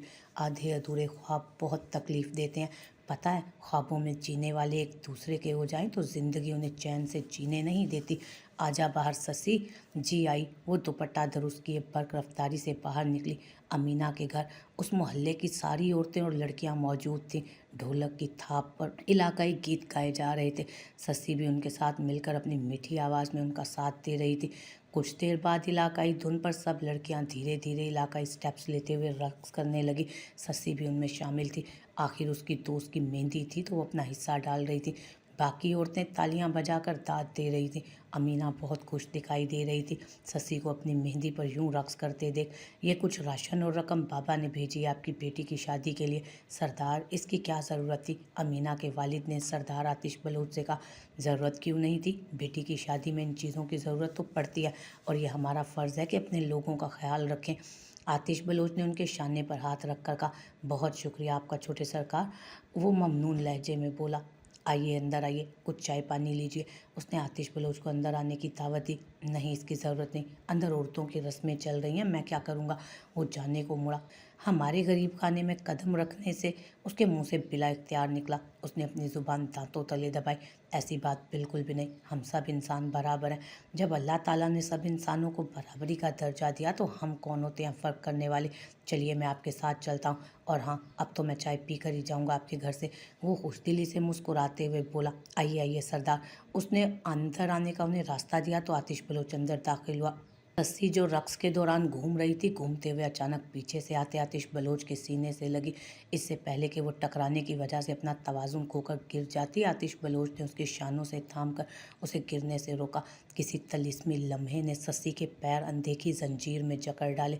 उस वक्त वो उसके इंतहाई करीब था। उसकी नज़र उठने से इनकारी हुई। उसका तो बस अपने दिल की धड़कनों पर किसी तोड़ बस ना चल रहा था, जो सीने में धड़क धड़क कर अब उसके कानों में भी सुनाई दे रही थी। वो खुशियों के देश का बासी अपने मखसूस परफ्यूम की महक में बसा बसाया उसके बेहद करीब था उस वक्त। आज तो गोया सस्सी के दिल की मुराद बर आई थी। उस सितमगर शहजादे ने पहली बार उस प्यारी लड़की को गौर से देखा, जिसकी घनी मिशकान रुखसारों पर झुकी बुरी तरह लरस रही थी। आज किस्मत ने उन्हें कुर्ब का लम्हा बख्शा था, मगर सस्सी तो हिम्मत नापैद कर चुकी थी नज़रें मिलाने की। आतिश बलोच ने बगौर उसकी सिमत देखा। आज वो सामने था, उसके मद्दे मुकाबिल उस पर निगाहें जमाए हुए, मगर सस्सी की ज़ुबान जंग आलूद हो चुकी थी। वो चंद लम्हों पहले की बात है जब वो उसकी ज़िंदगी में चुपके से चली आई। आने वाला एहसास दबे पाँव आतिश बलोच के पीछे आन खड़ा हुआ। उसकी आंखों पर अपने दोनों हाथ रख दिए। उसने पूछा, कौन? इस एहसास ने शरारती अंदाज में कहा। मोहब्बत। उसने ये कहते अपने कपकपाते हाथ उसके हाथों पर रखे और दोनों हंस दिए। वो खूबसूरत लम्हा चुपके से उसके दिल में उतर गया। जो दिल में दाखिल होने के सभी रास्ते जानते हों वो दस्तक नहीं देते। दिल भी बड़ा अजीब है, हर आने वाले के लिए दरवाज़ा नहीं खोलता। उसके संग चलते उसने आसमान की तरफ देखा, जहाँ चमकते सितारों ने रोशन होकर उसे मोहब्बत नामी आसमानी तोहफा मिलने पर झिलमिलाते हुए उसका खैर मकदम किया था। आज सस्सी अकेली इस मोहब्बत नामी जज्बे का शिकार नहीं थी। वो शहजादा भी उसकी मोहब्बत नामी बला के तिलिस्म के ज़ेरे असर आ गया था। लोगों की चैमी गोइयाँ सुनकर आतिश ने सबसे पहले खुद को संभाला और सस्सी को छोड़कर 2 कदम पीछे हुआ। सस्सी अपनी भूरी आंखों को ज़मीन पर जमाए न जाने क्या ढूंढने में सरगर्दा थी, जो उसे मिलकर न दे रहा था। बैठिए सरदार। अमीना के वालिद ने मूड़ा रखा तो सरदार आतिश बलोच उस पर विराजमान हुआ। सब औरतें और लड़कियां आलम इश्तियाक से उस खूबरू शहजादे को देखने लगी और आपस में सरगोशियाँ और तबसरे भी करने लगी। सस्सी की हालत तो यूं थी जैसे वो अभी भी उस सितमगर के हिसार में कैद थी। उसके हाथों का लम्स, उसके मखसूस कैलून की महक उसे अभी भी अपनी सांसों में महसूस हो रही थी। उसे लगा आज उस लम्हे ने उससे सारी ज़िंदगी जी ली थी उसने अपनी उस एक लम्हे में। लीजिए सरदार चाय। अमीना की वालदा ने उसके आगे चाय रखी। आतिश बलोच ने चाय का घूंट भरते एक सरसरी सी नज़र दूर कोने में दुबकी सस्सी पर डाली, जिसका बदन अभी भी हुले हुले लरसता दिख रहा था। गोरे गालों पर कुछ लम्हात पहले की कार्रवाई की सुर्खी छाई हुई थी। वो मबहूत रह गया था उसकी नाजुक अदाओं पर। आज से पहले कभी उसने ऐसा महसूस नहीं किया था। तो क्या सस्सी की दुआएं रंग ले आई थी, जो आतिश बलोच को मोहब्बत के ऑक्टोपस ने खुद में जकड़ लिया था? चाय पीकर शुक्रिया अदा करते हुए जिस शान और अजमत हिम्मत से चलता आया, उसी वकार से वापस लौट गया। आज सारी रात शशि सो नहीं सकी, उसी के ख्यालों में खोई रही। जबकि दूसरी तरफ आतिश बलोच का हाल भी उससे कुछ मुख्तलिफ नहीं था। वो आंखें बंद करता तो उसका सुर्खी माइल चेहरा दिखाई देता, आंखें खोलता तो उसकी बड़ी बड़ी भूरी भीगी शिकवा करती आंखें दिखाई देती। आज दोपहर में यारम बलोच और चाहत का वलीमा था। जरिश बलोच सुबह सवेरे ही शहर के लिए रवाना हो चुकी थी, रस्म के मुताबिक चाहत के लिए ख़रीदारी करने। चाहत के सोकर उठने से पहले यारम बलोच कमरे से बाहर जा चुका था। ये लें चाह आपका खाना। शशि नाश्ते की ट्रे लेकर उसके कमरे में आई। शशि हवेली आई तो शाजिया ने उसके हाथ चाहत का नाश्ता भेज दिया, क्योंकि सरदार यारम ने कहा था कि उसका नाश्ता कुछ ही देर में उसके पास भेज दिया जाए कमरे में। वाह, तुम आ गई, मुझे ना तुम्हें एक बात बतानी थी। चाहत ने शशि को सामने देख पुरजोश अंदाज में कहा। जी क्या बताना था? वो खड़े बोली। आओ ना बैठ। चाहत ने उसका हाथ पकड़कर उसे बिस्तर पर बिठाना चाहा। चाह मैं ना यहाँ बैठ जाती हूँ। शशि ने ज़मीन पर बैठकर कहा। तुम्हें पता है मुझे ये पसंद नहीं, चलो उठो यहाँ। चाहत ने उसे ज़मीन पर बैठे देखा तो नागवारी से कहा। अच्छा आप बताएं तो क्या कहना चाहती थी? वो ना आज वलीमा है, मम्मी ने कहा है, और हाँ मेरी और मम्मी की ना दोस्ती हो गई है। चाहत ने हंस कर कहा। वैसे ये वलीमा क्या होता है, मुझे ये पूछना था। वो तकिया गोद में रखकर हैरानी से पूछने लगी। वो ना वलीमे पे आप अच्छे अच्छे कपड़े पहनेंगी, अच्छा सा तैयार होंगी, फिर ना सब आपको शादी के तोहफे देंगे। शशि को जो पता था उसने बता दिया। फिर? चाहत ने सवालिया नज़रों से उसे देखते पूछा। उन कपड़ों में आपके सरदार आपकी तारीफ़ करेंगे और क्या। वो मुस्कुरा कर बोली। वो तो मेरी तारीफ़ करते ही नहीं। चाहत ने याद करने पर खफगी से मुंह फुला कर कहा। चाह आप अच्छे अच्छे कपड़े पहने तभी वो तारीफ़ करेंगे ना, ऐसे कपड़े शायद उन्हें पसंद ना हो तो फिर कैसे कपड़े पसंद होंगे? चाहत ने अपनी नीली आंखों को बड़ा किए पूछा। जैसे सब गांव की औरतें पहनती हैं, घाघरा चोली। उसने अपने तय अंदाज़ा लगाया। ओह ये तो मुझसे नहीं पहना जाएगा, मुझे तो जीन्स पहनने की आदत है और ज़्यादा से ज़्यादा स्कर्ट और शर्ट। चाह ये भी घाघरे जैसा कुछ है, एक बार पहन कर तो देखें, उसने मशवरा दिया। मगर मेरे पास तो ऐसे कपड़े हैं ही नहीं, उसने मुतफ़िक्र अंदाज में कहा। आप वड्डी सरदारनी जी से कहिएगा, वो ला देंगी। अच्छा ठीक है, तुम भी अच्छा सा तैयार होकर आना वलीमे पर, मैंने तो काम ही करने हैं, क्या फ़ायदा तैयार होने का। वैसे मैं रात को सहेली अमीना की शादी पर खूब तैयार होकर गई थी, शशि ने बताया। तो फिर मैं भी तो तुम्हारी दोस्त हूँ, क्या मेरे लिए तैयार नहीं होगी तुम? उसने मुंह बिसोर कर कहा। जी ठीक है, ज़रूर होंगी। चलें आप नाश्ता कर लें, सरदार से मिलने कुछ लोग आए हैं, मैं ज़रा बाहर का काम देख लूँ। शशि कहती हुई बाहर निकल गई। चाहत ने काफ़ी देर यारम के कमरे में आने का इंतज़ार किया, मगर वो नहीं आया तो खुद ही कमरे से बाहर निकल आए। आज तो जरिश बलोच का डर भी नहीं था, क्योंकि उनकी सुलह जो हो चुकी थी, और दूसरा वो उस वक्त हवेली में भी नहीं थी। तभी चाहत बेधड़क होकर कमरे से बाहर निकली। वो स्कर्ट और शर्ट में मलबूस थी, आज तो शॉल भी नहीं ली। उसने देखा कि यारम नीचे लाउंज में सोफे पर बैठा सिगरेट पी रहा था। उसने उसे गौर से देखा। उसने यारम को पहली बार अमेरिका में सिगरेट पीते देखा था। वो तब हैरान रह गई कि मुंह से कैसे गोल गोल धुआं निकल सकता है। उसने पहले कभी किसी को यूं करते नहीं देखा था। उसके दिल में खुद भी मुंह से धुआं निकालने की ख्वाहिश जागी। बिना सोचे समझे वो तेज़ी से सीढ़ियाँ फलांगते हुए नीचे आए। अंकल मुझे भी सिगरेट पीना है, वो उर्दू और मगरबी लहजे के मिलावटी अंदाज में बोली। 30 साला सरदार यारम, जो सफ़ेद खद्दर की शलवार कमीज़ में मलबूस, सर पर अपनी ख़ानदानी दस्तार बांधे, जाहो जलाल समेत हवेली के शाहाना सोफे पर विराजमान था। ज़मीन पर उसके गांव के ज़ायरीन बैठे थे। अपने सरदार की गोद में आकर बैठती 16 साला लड़की, जो मगरबी तर्ज का लिबास जेब तन किए हुए थी, धप से आकर उसकी गोद में बैठते बोली। आई स्वेयर, आप जब इसको पीकर धुआं उड़ाते हैं ना, मुझे बड़ा पुल लगता है। वहाँ अमेरिका में तो इससे पहले कि उसकी फराटे भरती ज़ुबान उसे सबके सामने शर्मिंदा करवाती। आप अंदर जाएं। वो बर्फीले तासुरात सजाए कहरबार नज़रों से देखते हुए आया। मगर मेरी बात, उसने बोलना चाहा। बस, उसकी भारी धारदार आवाज़ गूंजी। सबने नज़रें झुकाईं सिवाय चाहत के। यारम ने हाथ उठाकर उसे बोलने से रोका और कलाई से पकड़कर झटके से उसे अपनी गोद से उठा। मैंने कहा जाएं। वो एक एक लफ्ज़ चबा कर बोला। उसने सरदार यारम की सुरमई आंखों में लहू छलकते देखा तो अपनी सांसें खुश्क होती महसूस हुई। उस कांच की गुड़िया की चमकती हुई नीली आंखों में यकलक नमी घुलने लगी। वो नीचे बैठे लोगों पर खफकी भरी नज़र डालते उल्टे कदम वहाँ से भागती चली गई। उसके जाते ही लोग सरगोशी में बात करने लगे, अरे ये तो सरदार की नई दुल्हन है ना, तो सरदार को अंकल क्यों कह रही थी। उन सरगोशियों में से एक सरगोशी सरदार यारम के कानों से मुख्फी नहीं रह सकी। उसने तिल मिलाते हुए दांत पीसे थे, कितनी बार इसे मना किया अंकल बोलने से। वो मुंह में बुड़बुड़ाया और तेजी से सीढ़ियां चढ़ती हुई चाहत की पुष्ट को देखा, जिस पर सुनहरी बालों की पोनी टेल पल खा रही थी।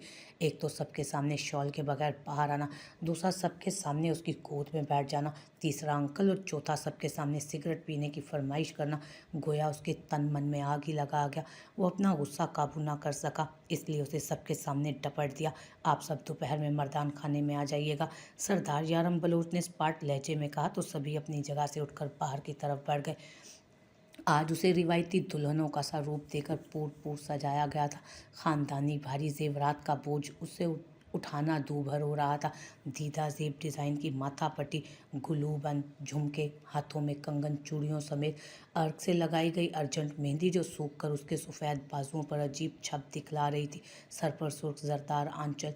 शहर से जरिश बलोच एक माहिर ब्यूटिशियन को साथ ले आई थी, जिसने अपने माहिर हाथों से चाहत के हुस्न को मजीद चार चांद लगा दिए थे। सुर्ख और रूसी लिबास में मलबूस, सुर्ख मेकअप में अपने दो आतिशार रूप में वो गजब ढा रही थी। तैयार होने के बाद चाहत ने खुद को कमरे में मौजूद ड्रेसर के सामने शीशे में देखा तो हैरान रह गई। ये कैसा श्रृंगार किया था उसका कि वो खुद को पहचानने से इनकारी हो गई। वो साकित खड़ी थी। अभी कुछ देर पहले ब्यूटिशियन उसे तैयार किए कमरे से जा चुकी थी। चाहत ने हैरानगी से अपने गालों को छू कर देखा था, वाकई ये मैं हूँ। तभी किसी ने कमरे का दरवाज़ा खोला और अंदर आया। चाहत ने पलट कर अंदर आने वाले को देखा। उसका दिल जोरों से धड़का, ऐसे जैसे अभी सीने से बाहर निकल आएगा। एक एहसास था जिसे समझने से वो खुद भी कासिर थी। अंदर आने वाले ने साकित जावियाई निगाह से उसे देखा। उसकी पलकें झपकने से इनकारी हुई। वो ठिठक गया उसके मावराई हुस्न को देखकर। उसकी सादगी क्या कम थी जो आज वकील कांटों से लेस होकर उसका इम्तहान लेने पर तुली थी। उसका मरमरी नाजुक सरापा उसके वबाले जहाँ बना जा रहा था। यारम बलोच की आंखों की तपिश देखकर उसकी इतनी दूरी पर भी चाहत को अपना चेहरा झुलसता महसूस हुआ। आज चाहत ने अपना आंचल दुरुस्त किया जो शाने से थोड़ा ढलक गया था। उसकी हरकत पर कमरे की खामोश फिजा में चूड़ियों की खनक से जैसे जल तरंग बज उठा। मैं नहीं बोलती आपसे। अचानक सुबह वाली डांट याद आती चाहत ने बेरुखी से अपना रुख फेरा तो पाँव में पहनी पायल की झनकार कमरे में गूंजी, जो यारम बलोच को अपने दिल पर पड़ती महसूस हुई। उसने गहरा सांस हवा में उछाला, इस वक्त इन बातों को भूल जाएं। उसने 2 कदम आगे बढ़कर कहा, नहीं, पहले ये बताएं कि मुझे डांटा क्यों इतना। वो नरोटेपन से आगे बढ़कर उसके सीने पर उंगली रखकर बोली, आइंदा आप कमरे से बाहर निकलते वक्त शॉल ओढ़ेंगी। आपका ये मासूम सा चेहरा सिर्फ मेरे लिए। मैं आपको दुनिया की हर बुरी नज़र से दूर रखना चाहता हूँ। मैं नहीं चाहता कि कोई और आपको देखे। आपकी नज़र, आपकी वफा, सिर्फ मेरा हक है इस सब पर। यारम बलोच उसकी कमर में हाथ डालकर उसे खींचते अपने हिसार में लिए फसूं खेज आवाज़ में बोला। उसने चाहत का सरता पैर बहोर जायज़ा लिया, उस पर भरपूर सताइशी नज़रें जमाई। चाहत धीमा सा मुस्कुराई, आपने मेरी तारीफ़ भी नहीं की, बताइए ना मैं कैसी लग रही हूँ। उसने अपने नीले नैनों की पुतलियाँ फैलाते हुए पूछा, बहुत दिलकश, बिल्कुल अप्सरा। उसने साफ गोई से काम लिया, थैंक यू सो मच। अब थोड़ा सुकून मिला। वो थोड़ा पीछे खिसक कर बोली, आपको पता है मैंने पहली बार ऐसी ज्वेलरी देखी और पहनी भी। वो अपनी सुराहीदार गर्दन में पहले गुलूबंद को छूकर बोली। उसे लग रहा था जैसे उसका सांस रुक जाएगा, इतने हैवी गुलूबंद से। आपको पता है मुझे क्या लग रहा है? क्या? वो मध्यम सी आवाज़ में बोला। नज़रें अभी भी उसके सरापे का तवाफ कर रही थी, जैसे मैं कोई ख्वाब देख रही हूँ और ये अभी टूट जाएगा। अगर आप चाहें तो ये ख्वाब कभी भी नहीं टूटेगा। हम मिलकर इस ख्वाब को हकीकत का रूप दे सकते हैं। वो इस बार संजीदगी से बोला। चाहत ने चौंक कर देखा, मगर उसे समझ नहीं आया वो क्या कह रहा है। वो जो हमेशा सादा सी रहती थी, आज उसके नाम का हार श्रृंगार किए अपने क़यामत खेज हुस्न से उसके जज्बात बढ़ा रही थी। वो अपने जज्बात पर काबू पाने में माहिर था। आज भी उसने अपने बहते जज्बात पर काबू पा लिया और उसके नौखेज हुस्न से नज़रें चुराते फ्रेश होने वॉशरूम की तरफ बढ़ गया। वो ड्रेसिंग रूम से तैयार होकर आया तो चाहत ने ठिठक कर उसकी जानिब देखा। वो भी रिवायती ड्रेस में तैयार होकर बहुत खूबसूरत लिख रहा था। उस आप बहुत हैंडसम लग रहे हैं, चाहत ने झट से कहा था। उसे यारम की तरह अपने जज्बात पर कंट्रोल जो नहीं था। कच्ची उम्र की पहली मोहब्बत यूं ही बचपने करवाती है। बहुत शुक्रिया। आए बाहर, सब हमारा इंतज़ार कर रहे होंगे। यारम बलोच ने अपनी कुशादा हथेली उसकी तरफ बढ़ाई। चाहत ने आहिस्ता से उस पर अपना हाथ रखा। चाहत के वजूद में सनसनी दौड़ गई। यारम बलोच ने महसूस किया उसका हाथ पसीने से भीगने लगा था और हौले हौले लरस भी रहा था। क्या हुआ? उसने चाहत की आंखों में देख पूछा। सब बाहर होंगे, वो हमें ही देखेंगे, मुझे डर लग रहा है बहुत। अरे सब हमें देखने आए हैं तो हमें ही देखेंगे ना। एंड डोंट वरी, मैं हूं ना। उसने हल्की सी मुस्कुराहट उछाली। चाहत ने उसकी सुरमई आंखों में नरमी का तासुर देखा तो उसे तसल्ली हुई। वो दोनों साथ साथ चलते सीढ़ियां उतरकर नीचे आए तो सभी ने सताइशी नज़रों से उन्हें देखा। वड्डी सरदारनी जी, आपकी बहू तो चांद का टुकड़ा है। किसी औरत की तौसीफी आवाज़ सुनकर जरीश बलोच ने मुस्कुराते चाहत और यारम का सदका उतारा। कितने महीने हो गए इनकी शादी को? वड्डी सरदारनी के खानदान वालों में से एक औरत ने पूछा। अभी 1 महीना भी नहीं हुआ पूरा, वो पलट कर बोली। अच्छा चलो फिर ठीक है, मैं समझी मुंह दिखाई के साथ गोद भराई भी करने वाली हो, एक ही दावत में दो काम निपटाने लगी हो। उसने फीकी सी मुस्कुराहट लिए कहा। मैं तुम्हारी तरह कंजूस नहीं यास्मीन। जरीश बलोच ने भी मुस्कुराते बदला चुकाया। उसने अगर चुपती हुई बात मीठी छुरी की तरह की थी तो जरीश बलोच ने भी मुस्कुराते तंज का तीर फेंका। सब लोगों ने उन्हें तहाइफ और दुआएं दी। मर्दों के लिए मर्दान खाने में खाने का एहतमाम किया गया था। हाथ और आतिश वहीं सब अमूर संभाल रहे थे। खाने से फरागत पाते ही सब लाउंज में इकट्ठे हुए, कुछ हल्ला गुल्ला करने के लिए, क्योंकि इतने सालों बाद तो उस हवेली में खुशी का माहौल बना था। सब मुस्कुराहटें बखेरते शादमान और फरहां दिख रहे थे। लड़कियां हंसी ठठोलों में मगन थी। औरतों ने अपनी अलग महफिल समा रखी थी। सरदार, मुंशी साहब ने सरदार फलक बलोच के कान के पास आकर उन्हें सरगोशी नुमा आवाज़ में मुखातिब किया। क्या? हाँ बोलो। सरदार, आपने मुझे हुक्म दिया था कि सरदार दिलावर बलोच से आपकी मुलाकात का वक्त मुकर्रर कर लूँ, तो मैंने रात को सरदार दिलावर बलोच को आपका पैगाम दे दिया था। पहले तो उन्होंने इनकार कर दिया, मगर अब फ़ोन पे कहा कि गांव के बॉर्डर पर मिले जहां हमने लकीर खींची थी। ठीक है, तुम गाड़ी निकालो, मैं आ रहा हूँ। हाँ रुको, एक और बात, उन्होंने उसे रोक कर कहा। जी सरदार। मुंशी साहब ने झुक कर पूछा। मेरी और दिलावर की मुलाकात का यारम हाथ और आतिश में से किसी को पता नहीं चलना चाहिए। मैं नहीं चाहता मेरी और दिलावर की दुश्मनी की आंच मेरे बेटों पर आए। वो दो टोक अंदाज में बोले। जो हुक्म सरदार। वो मुअद्दब अंदाज में बोलकर बाहर की तरफ बढ़ गया। यारम, मुझे एक ज़रूरी काम के सिलसिले में बाहर जाना है, बस थोड़ी देर तक वापस आता हूँ। वो यारम के शाने पर हाथ रख कर बोले। मगर बाबा साईं, इस वक्त कौन सा ज़रूरी काम है? उसने हैरानगी से इस्तफसार किया। तुम्हें पता है? तुम्हें नहीं पता, इस बारे में आकर तफसील से बताऊंगा तुम्हें। तुम अपनी दुल्हन का ध्यान रखो। उन्होंने मुस्कुराकर उसकी तवज्जो चाहत पर दिलाई और खुद तेज़ी से कदम उठाते बाहर निकल गए।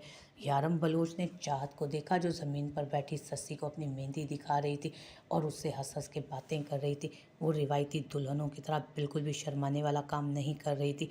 लापरवाह सा, खिलंडरी सी, शोक चंचल हसीना। काश तुम हमेशा मेरी नज़रों के सामने रहो और मुस्कुराती रहो। यारम की गहरी नज़रों ने उसका काफ़ी देर तक जायज़ा लिया। ससी, तूने रात को मीना की मेहंदी पर कमाल गाने गए, यहाँ भी कुछ सुना देना। एक औरत ने ससी को देखकर कहा। तुझे गाना आता है? जरीश बलोच ने अचंभे से उसे देखते हुए कहा। जी बस थोड़ा बहुत गा लेती हूँ। वो खजालत से सर झुकाए बोली। आतिश बलोच और हाथ बलोच भी यारम के साथ आकर बैठ गए थे। वैसे तो बहुत धुनें बजाता है, आज नहीं बजाएगा कुछ? यारम ने हाथ की तरफ देखकर कहा। मैं सिर्फ बजा सकता हूँ, गाने की उम्मीद मुझसे मत रखना। हाथ बलोच ने शाजिया से कहकर अपना सरोज मंगवाया। अपना आतिश भी तो कुछ हिस्सा डालेगा ना आज, ये भी कुछ सुनाएगा। उसने अपने दाएं जानिब बैठे आतिश की तरफ देखकर कहा। भाई इतनी अच्छी आवाज़ नहीं मेरी, क्यों सबके सामने बेइज्जती करवानी है? यूनिवर्सिटी के एनुअल फंक्शन में तो तेरी सिंगिंग की धूम मची थी, अब क्यों घबरा रहा है? हाथ ने उसे कहा। सस्सी सबको मिठाई खिला उलाकर। जरीश बलोच ने उसे कहा तो वो उठकर किचन की तरफ बढ़ गए। जैसे ही वो किचन से निकलने लगी एक बार फिर आतिश बलोच के चौड़े सीने से टकरा गए। उसने अपनी बलोरी हैरत ज़दा आंखों से उसे देखा। दिल एक बार फिर धड़कने लगा था। दिल उसे एक बार फिर दगा देगा और धड़कनें बेकाबू हुई। उस देवकामत को देखने के लिए ससी के सर को काफ़ी ऊपर उठना पड़ा था। ससी बमुश्किल उसके शाने तक पहुंचती थी। आतिश बलोच ने तफसीली निगाहों से उसका जायज़ा लिया, जो आज अच्छी गुलाबी रंग के घाघरे में अच्छी गुलाबी कांच की चूड़ियां पहने सीधा उसके दिल में उतर रही थी। ये वही चूड़ियां थी जो आतिश बलोच ने शशि को मेले में लेकर दी थी। आज उसने उसे अपनी गोरी कलाई की जीनत बनाया था। वो हैरत का मुजस्मा बनी खड़ी थी। मुझे तुमसे बात करनी थी, वो सादा से अंदाज में बोला, मगर शशि की दुनिया को ज़ेरो ज़बर कर गया। वो खुशी के मारे मरने वाली हो गई थी। आज उसके शहजादी ने उसे रोक कर उससे खुद बात करना चाहिए थी। जी जी, मुझसे, वो हैरत ज़दा आवाज़ में बोली और 2 कदम पीछे हुई। आतिश बलोच ने देखा वो अच्छा खासा कँपा रही थी। हाथ में मौजूद मिठाई की प्लेट लरज़ रही थी तकरीबन। वो हल्के फुल्के अंदाज में बोला, मैं जिन थोड़ी ना हूँ जिसे सामने देखकर तुम यूं कांप रही हो। नहीं जी, ऐसी बात नहीं, मैं नहीं डर रही। उसने अपने खुश्क लबों पर जुबान फेर कर उन्हें तर किया। आतिश बलोच ने उसकी इस हरकत को बखूबी नोट किया, मगर उसके चेहरे का खौफ उसे अजीब लगा।